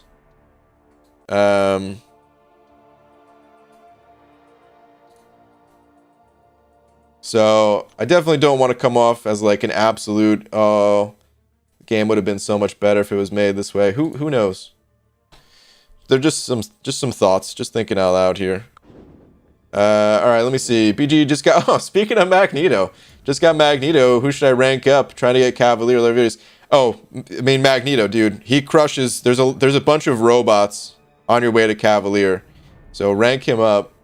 Beyond Magneto, Warlock will be really helpful against the, well, against a lot of things, but the Crossbones boss, he'll handle that. And between Warlock and Magneto, they synergize together too, and yeah. Like, just rank those two champs up, prioritize those. You know, Medusa's good too, but you probably don't need her since you already have Magneto and Corvus and stuff, so... Like, just between those two champions, man, you'll probably be good to go. And then just bring in whatever top champs you have alongside those, and you'll be good. Eric Nelson, and over $1. Thank you, dude. Saying if they buff Surfer, I guarantee they will tank his prestige. No, man, they could not ever touch Surfer's prestige. The only way they could ever tank his prestige is if they just released higher prestige champions, which they should do at some point, of course. Progress is fun in this game in all forms, and if there's never any higher prestige champions released, that's the end of prestige progress, you know. But no, man, they would absolutely never, ever. I would bet my life that they would never touch his prestige, just because that is something that they can easily fix by releasing new champions, whereas like power levels in this game they can't really do, and they're not even nerfing champions based on their power levels. But people have spent a lot of money getting the Silver Surfer prestige, and really it's not even a problem. Like I said, that is not something that they would ever need to touch. Also, tweet, please. Sure. Let me see what you got on the Twitterverse.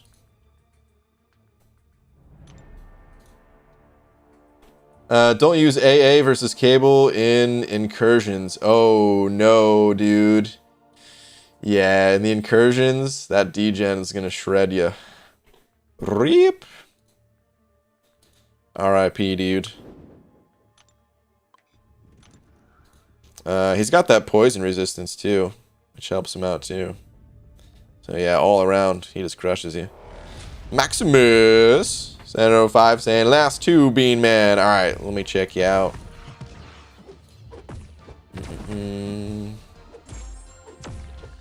Can't explain the battle realm without spoiling the best modern comic book run.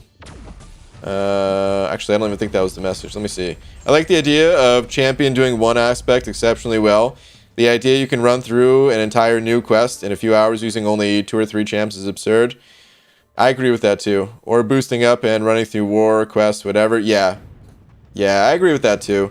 I do like that champions do one thing exceptionally well. I feel like Medusa was like, you know, just a really good example of countering one thing and not countering too much.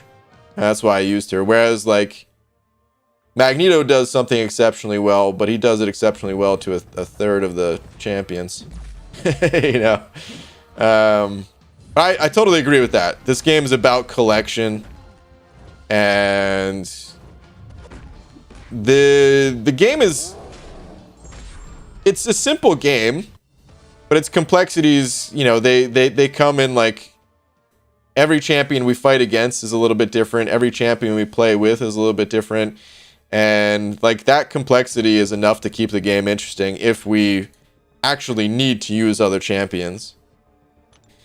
But when when we do just have to use only like one champ, things can get stale pretty quick. In my opinion, at least. So I totally agree with that. The hard part is designing the game in such a way that, like, to make that a reality. I think it's, like, I 100% agree with the goal. Like, if I were designing MCOC, like, that would be my goal.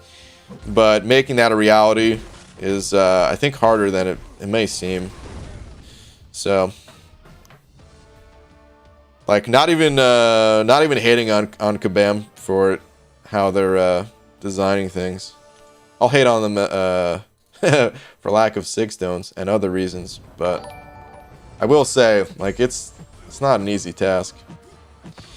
Frisky Dart sent over a buck saying, "Breaking BG wants everyone nerfed." To the forums we go. Oh man. Well, it wouldn't be the first time, so. Thank you, Frisky Dart. Lightskins sending over a buck. Thank you, dude. Saying, BG, if every champ countered at least one champ, they wouldn't need one champ to counter several champs. Agree? I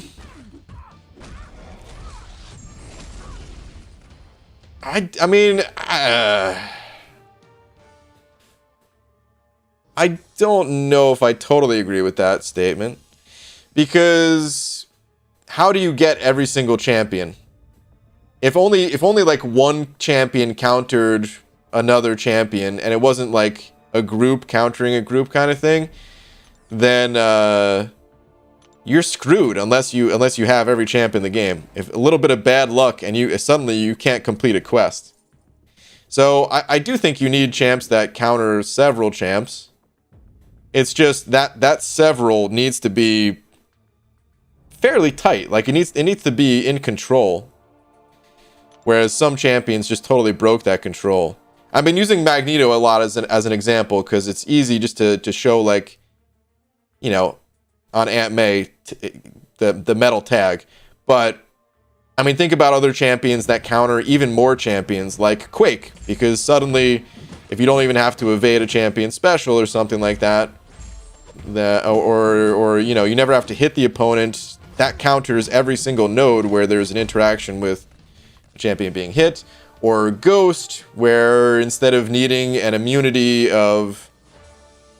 one champion with immunity of bleed, another for poison, another for shock, etc., she just counters all of them.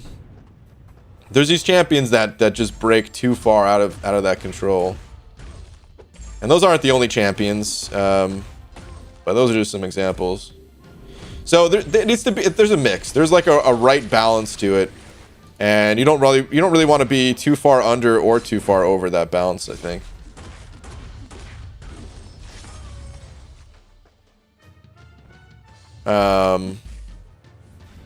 But I do at least somewhat agree with what you're saying. I still think I should get double points for fighting Fury in the arena. This butthead, having to beat him twice. All right, anyway, AJ Claw sending over 5 of them DKKs. Thank you, dude. Saying, BG, did you decide if you want to do a 7.2 Legends run? I'm pretty set on doing it at this point, yeah. There could be something that comes up. You never know. Life is full of surprises. But at this point, I pretty much want to do a Legends run. So, yeah. God, the game crash. Again.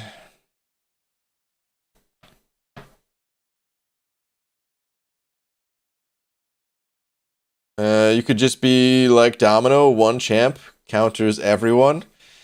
I don't know if Domino counters everyone. I think Domino is a good example of a champion that is on the more balanced side. I mean, I hate fighting against Domino. I feel like that degen, if I was like to rebalance the champ, I would maybe loosen the grips of that degen or something. I don't know.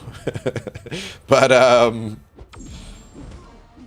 overall, like, Domino, she's a powerful champion. But, like, okay, so here's the other problem that I haven't talked about. So, actually, Dragon, I'm so happy that you brought up Domino. Because Domino, in some situations, can hold her own against some of these champs that are more common to see, more popular to see. And if you have Domino ranked up and you have Ghost ranked up, you might look at your roster and say, oh, you know what? I'm bored of using Ghost today, and today I want to use Domino. But here's why you can't really do that. Because we're limited on rank up resources. And some people are going to say, nuts to that, I'm ranking up Domino anyway.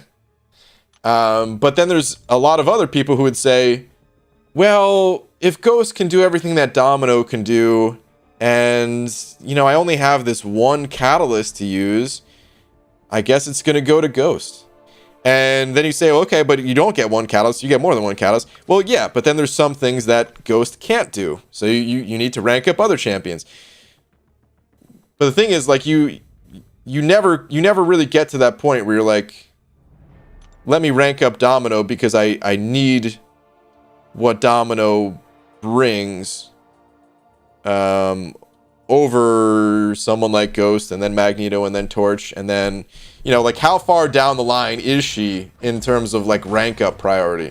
And again, if you like Domino and you just want to rank up Domino just because, I never want to take that away from someone. But if we're just talking about, like, what is the most powerful rank up move that you can make, she's far down the list. By the way, I know there's some newer players in here. Domino, I would actually say, is really high on the list for a new player to rank up. So, sorry, I'm talking a little bit more about endgame right now when I'm talking about Domino. But if you're a newer player, I would say Domino 10 times better than Ghost. So there is that side of the argument too. But yeah, if you're a new player, Ghost is going to be a little bit awkward to handle. Whereas Domino is just that straightforward champ you'll probably find more enjoyable. But on the end game level, she's probably pretty far down the list. And when we're limited on rank up resources, do you ever make it down that far? For some people, yes. For a lot of people, probably not. Limit on rank up resources? I'm ranking up War Machine anyway. I don't care if he gets buffed, better, worse, whatever. I mean, look at him. Maximus. And I love that you're doing that, dude.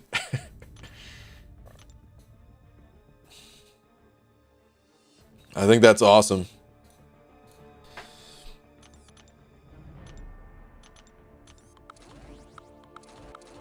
Eric Nelson's Engine Overbug saying, PG, I think it's your phone. I have 11 Pro Max and I don't crash if I have cell service. Also, you should make a spreadsheet listing all the rank up resources that you have used to put it in perspective. I have something like that I have planned for the future. As far as like the game crashes go, it's partially my phone. Dragon's been doing some testing and she got a new phone. Her game still crashes, but it doesn't crash as frequently. So it's partially dependent on device, but also there was a period of time for years actually where I wasn't crashing at all, and I could play for, you know, I could grind arena for 10 hours straight and not crash. So my phone doesn't help, but at the end of the day, it's not like my phone is the cause of the problem. It's something that Kabam has to fix.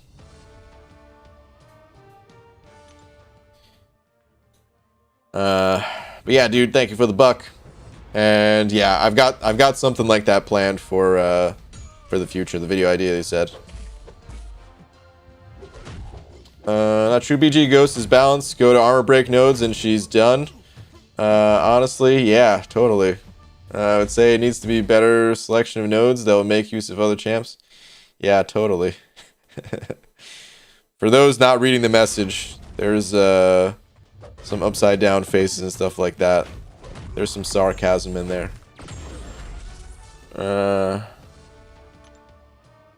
For average, I mean decent. It's like calling someone a clown. Do you mean they actually put on makeup and perform in a circus?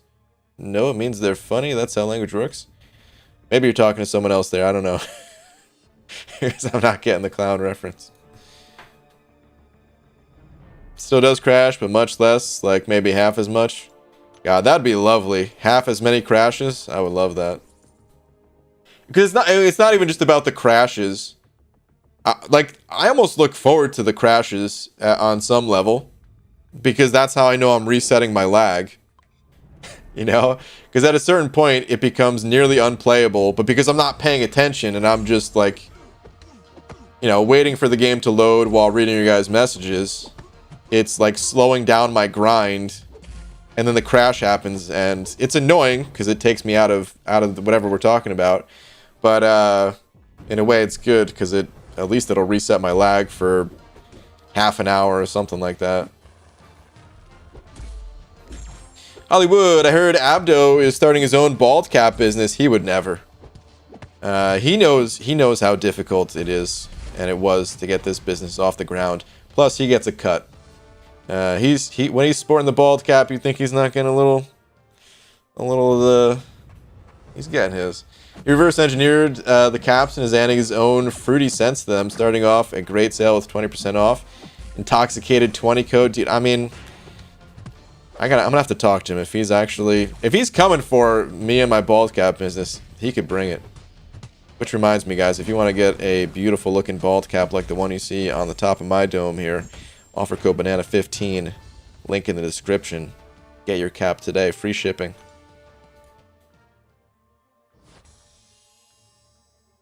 What is your advice on getting 6-star crystals with only 3 stars? My advice is to not try to turn a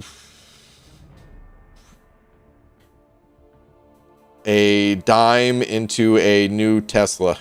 That's what you're trying to do right now, man. You're gonna need more than 3 stars to get 6 stars. This game is a game of patience. More of a marathon than it is a sprint.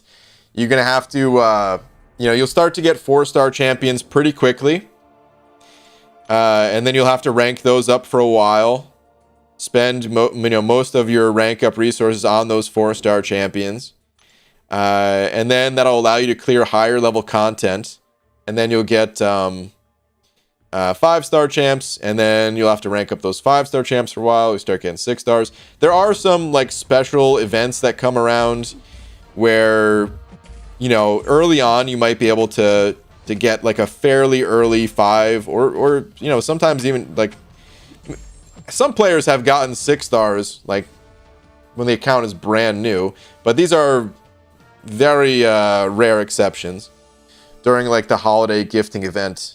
And stuff like that. So when you're actually just playing the game, yeah, you got to work your way through it.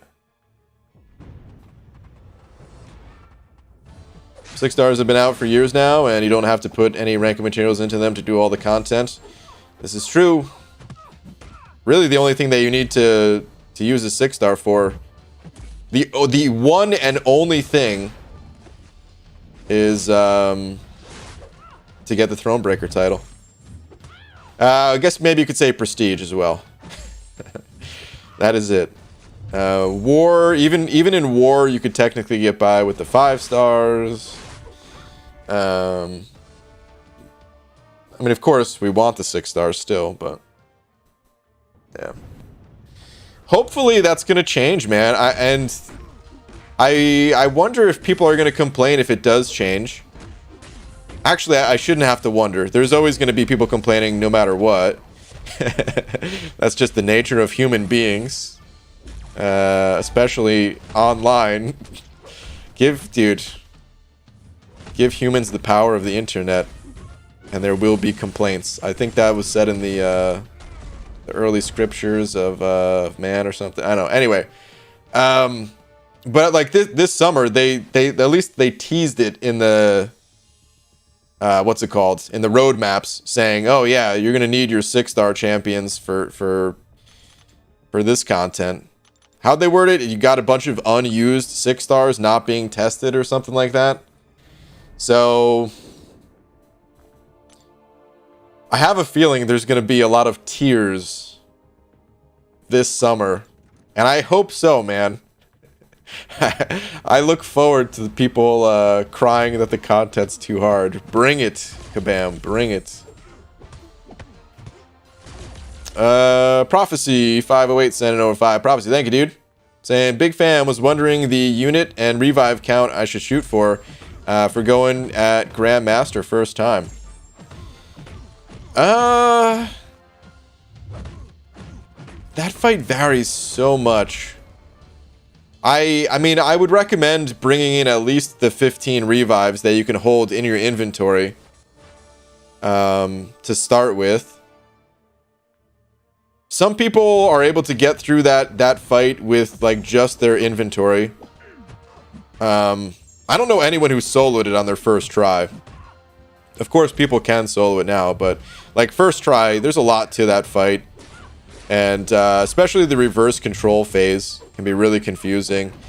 So it's really hard to say like how many it's going to take you to use. But I would probably go in there with, just to play it safe, at least the 15 revives that you can hold in your inventory, and probably, you know, 1,000 units, just because. Do I think you're going to use 1,000 units on the Grandmaster? Probably not, but you might.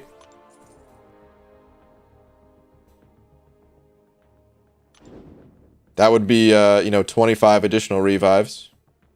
1,000 units, that is. So, yeah. The thing is, you like, the more you bring in, even if you don't use it, well, I'll just carry over to the next quest, so. God, are all these champs metal?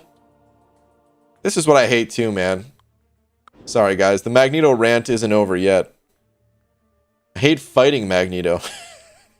That's the... God. I gotta fight this guy with my metal champs, because I think Ant-Man's metal too, right? Yeah, they're all metal. Ugh. Does third try count? Nope. Has to be first try. Sorry, MSD. I got him. Hey, I soloed him. Here's the way I look at it. If you can solo that fight before your 100% exploration, I think that's really good. I managed to get a solo on the Grandmaster. It was either on like my last run or second to last run or something like that. And I was pretty stoked for that. I never got that Luke Cage solo in Abyss. So I missed out on that one. But can't get them all. I still want to go back and solo that guy. Even if you can't do it before 100% exploration, it still feels good to get a solo even after the fact. But those are the levels, I would say. Like, first try, you're a god. Before your 100% exploration, you still crushed it. And then the going back and getting revenge. The revenge one-shot. They're all good, just on slightly different levels.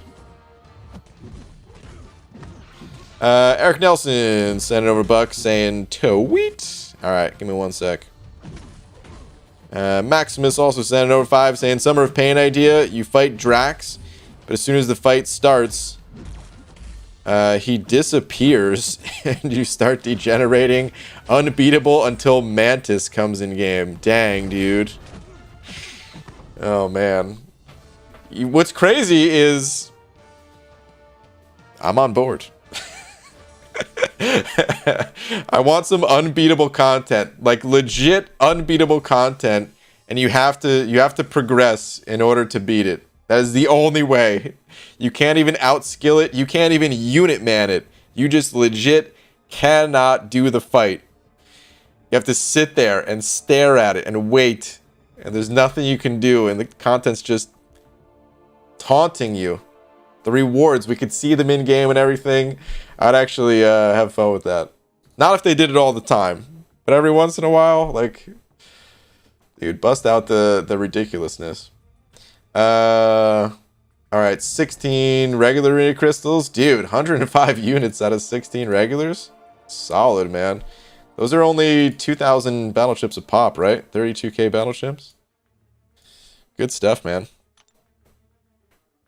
Good stuff. BG, do you already have iBomb? I do not. Well, I have him as a 5-star, but as a 6-star, no, I don't.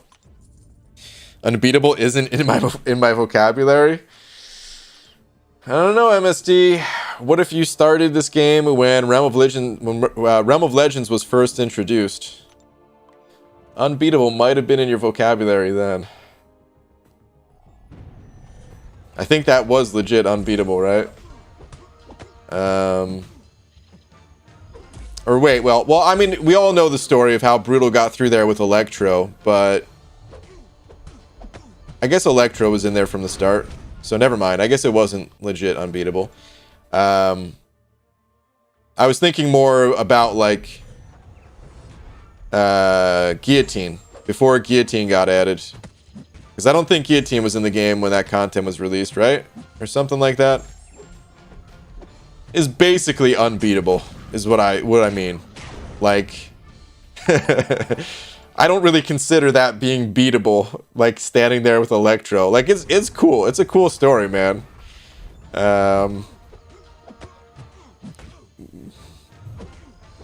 I would still call that, like, unbeatable, you know? Then, sure, but now I have She-Hulk, Brian. That's true, dude. Once Kabam put a She-Hulk in your hand, that was it. Game over. Statics and an over buck. Thank you, dude. Saying something like what raids were in EverQuest 2. You couldn't beat the whole raid day 1. People had to get geared up first. It was awesome. I never played EverQuest 2, but that's how it was in World of Warcraft as well. I didn't even raid in World of Warcraft, but hold on. Let me see if I can pull up World of Warcraft days to clear content. Let me see. Oh no, I'm just getting like a bunch of... Alright, anyway, we don't need the exact info. The bottom line is there was certain... like every boss had like a number of days that the boss stood for before somebody took it down for the first time. And sometimes it was, you know, sometimes the boss was defeated that day. Sometimes the boss was defeated a week later. Sometimes it was 3 months later. And from like I don't know, the people who were going through that content, I don't know exactly how they felt. Because like I said, I didn't raid in those games. I didn't have the, like I was always working during like raiding times. Otherwise I probably would have. But I just PvP'd in that game. But from like the onlooker experience, dude, I enjoyed it. Like it just like you were that much cooler for taking down a boss that was considered to be unbeatable. You know, like it was that much more of an achievement. And you hear like there was recordings of people. I mean, Discord didn't exist back then, but like on Ventrilo or Mumble or whatever, anything like Discord, there was recordings of like 40 people being in this group chat together and everyone just going berserk, dude. They were so pumped. You don't really get that in a game where it's like, okay, new content came out and yeah, like this is fun. But okay, the boss still went down in like 5 minutes. You know. Anyway, different game. I don't know if we can have that experience in this one. Maybe we can, but it might be harder to pull off. Yo, Baldy Bean, what score are you shooting for? Karate Mike, I don't know, dude. I don't know, man. I was saying it since day one. These featured grinds, as you know, you might have some kind of an idea of a score in your mind, but if you get to that score and there's still 2 hours left in the arena, you don't just put your phone down. You keep grinding. You know? So, I really don't know what I'm going for. It's going to be above 105 million, but I don't know. I mean, it'll be like a considerable amount more than 105 million too, but I legit don't know. X Delta sending over 250. Thank you, dude. Saying, yo, what's up, BG? Haven't caught your streams in a while or played MCOC in months, but it's good to see you're doing well, man. Dude, well, welcome back, man. To the streams, at least. I don't know if you're coming back to MCOC, but either way, dude, thank you very much for the 250. Appreciate it, man. Hope you're doing well as well. Thank you, dude.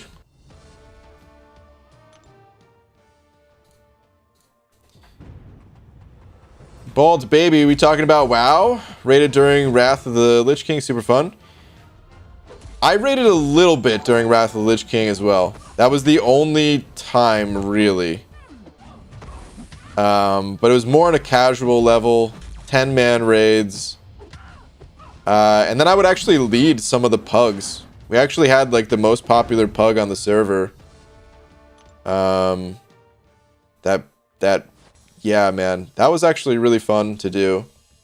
We raided Ulduar, and of course the raids that came before it. And then when that other raid came out, the Grand Coliseum or whatever it was, I don't remember the name of it. I didn't find it fun anymore.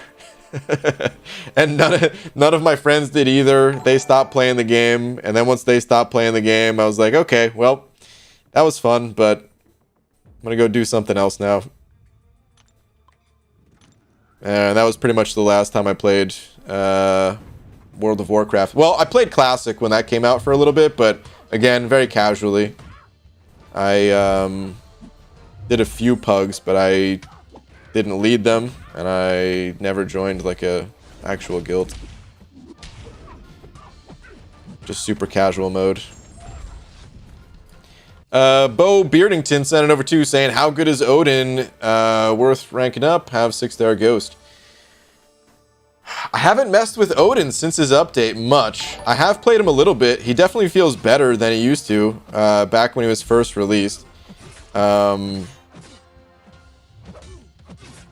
I think if you're a Ghost player, a regular Ghost player, he probably is worth ranking up.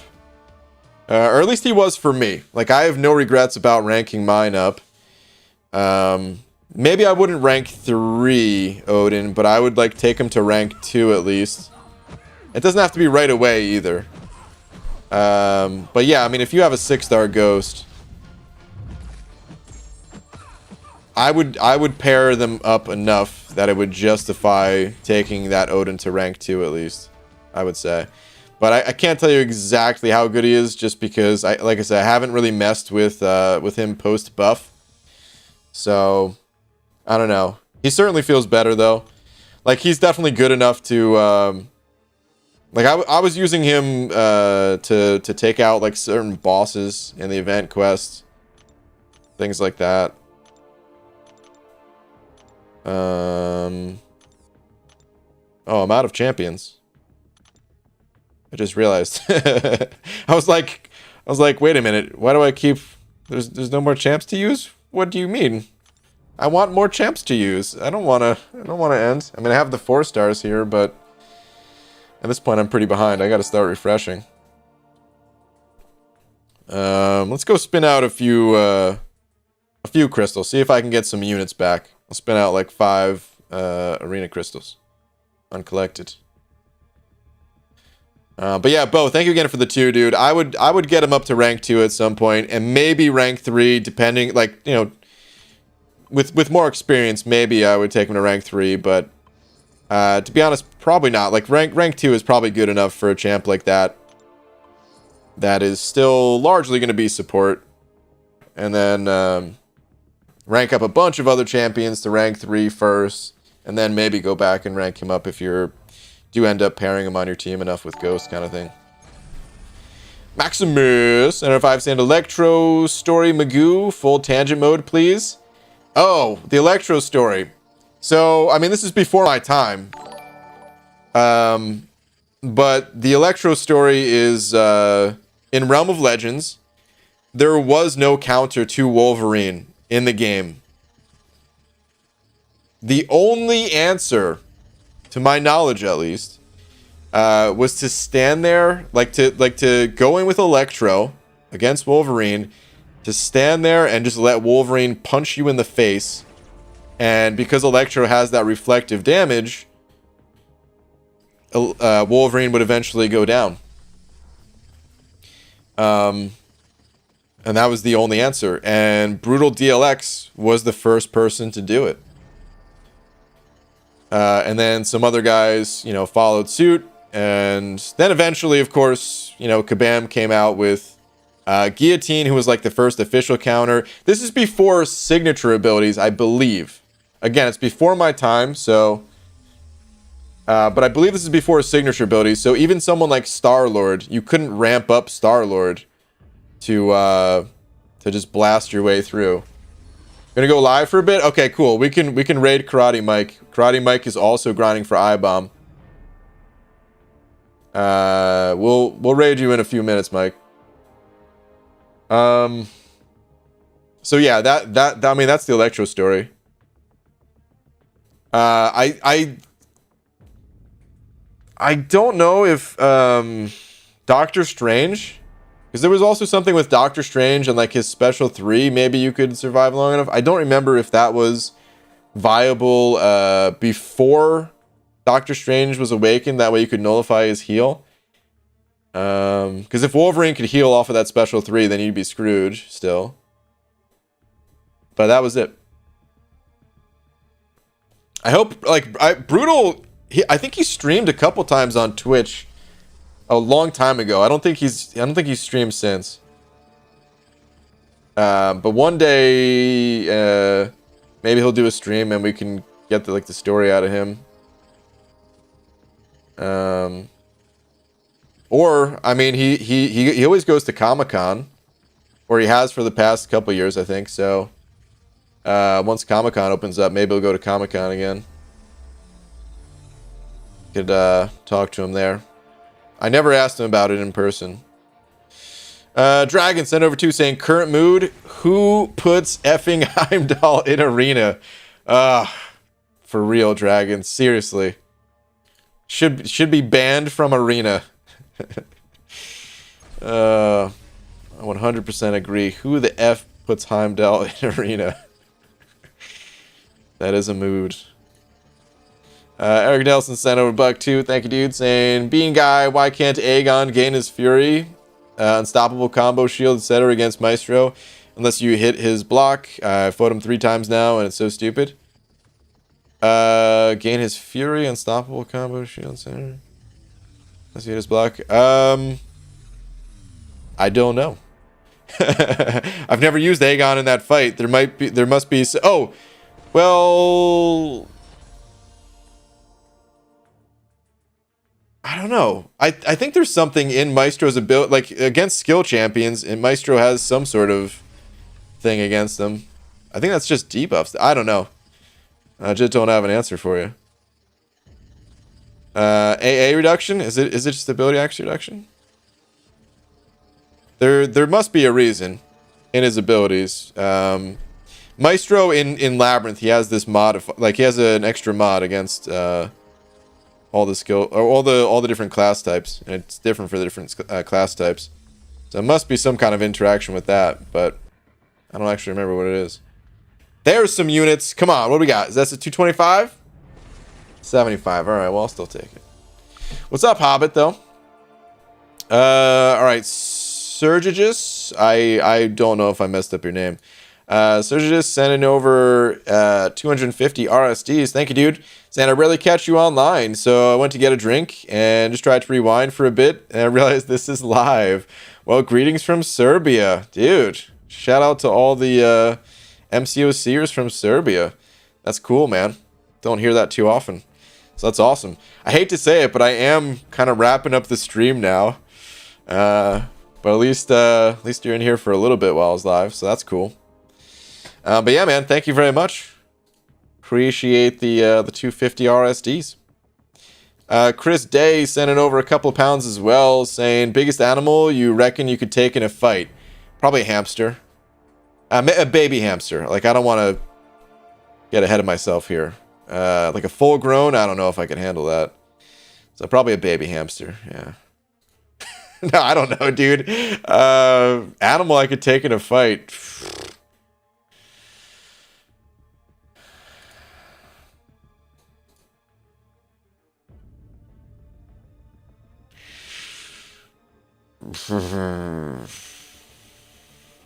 What is the biggest animal I could take in a fight?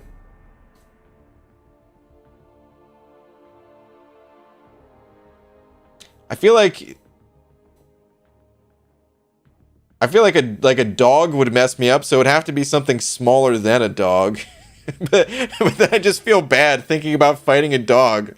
Like I would never want to fight a dog. I wouldn't really want to fight any animals, you know? So I don't know, dude. I'm gonna say a giraffe, because you know what? Listen, I don't want to fight animals, but if I'm gonna fight one, I'm going big. You know? And I'm gonna fight giraffe style. You know how they fight, like whipping their necks around? If you guys have never seen that, you gotta check out some Animal Planet on YouTube or something like that of giraffes fighting one another. They're just whipping their gigantic necks at each other, and it's hilarious. It's probably not hilarious for someone getting hit with that wind up, man. It's like getting hit with a 40-foot tall whip or however tall giraffes are. I don't know. But that's what I'm going with, man. I'm gonna fight a giraffe. My one and only fight. I'm doing it. House cat will F you up quick. You're not wrong, dude. I wouldn't mess with a house cat. Hell no, dude. Those things are so fast, can scratch you up. I don't got that kind of speed. Or determination, man. Giraffes can kick a lion's head clean off? What? Holy crap, dude. I mean, I believe it. Those things are giant. Dude, giraffes, they're freaking dinosaurs, man. I don't even know what those things are. But, that's crazy.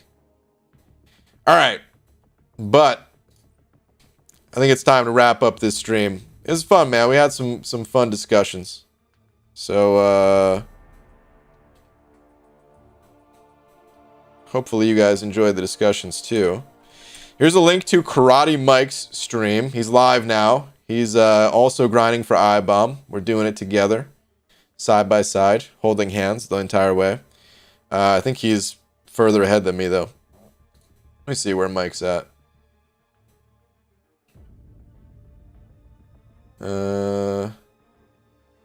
Mike, go into the fight, you butthead. What's your score? Oh, dude, he's at like 100 million! Yeah, Mike is... Well, he's crushing me right now. But go support the dude anyway. Hollywood Mike. Karate Mike. Later Hollywood, later Dragon Dagger. And shout out to... Clint J for being today's biggest D. Thank you, dude. Thank you to everyone else. Once again, man, appreciate all the support as usual. I'll be back normal time tonight, which is in about 7.5 hours, give or take. I'm a little bit late. And yeah, man, I'll see you guys then. Later, everybody.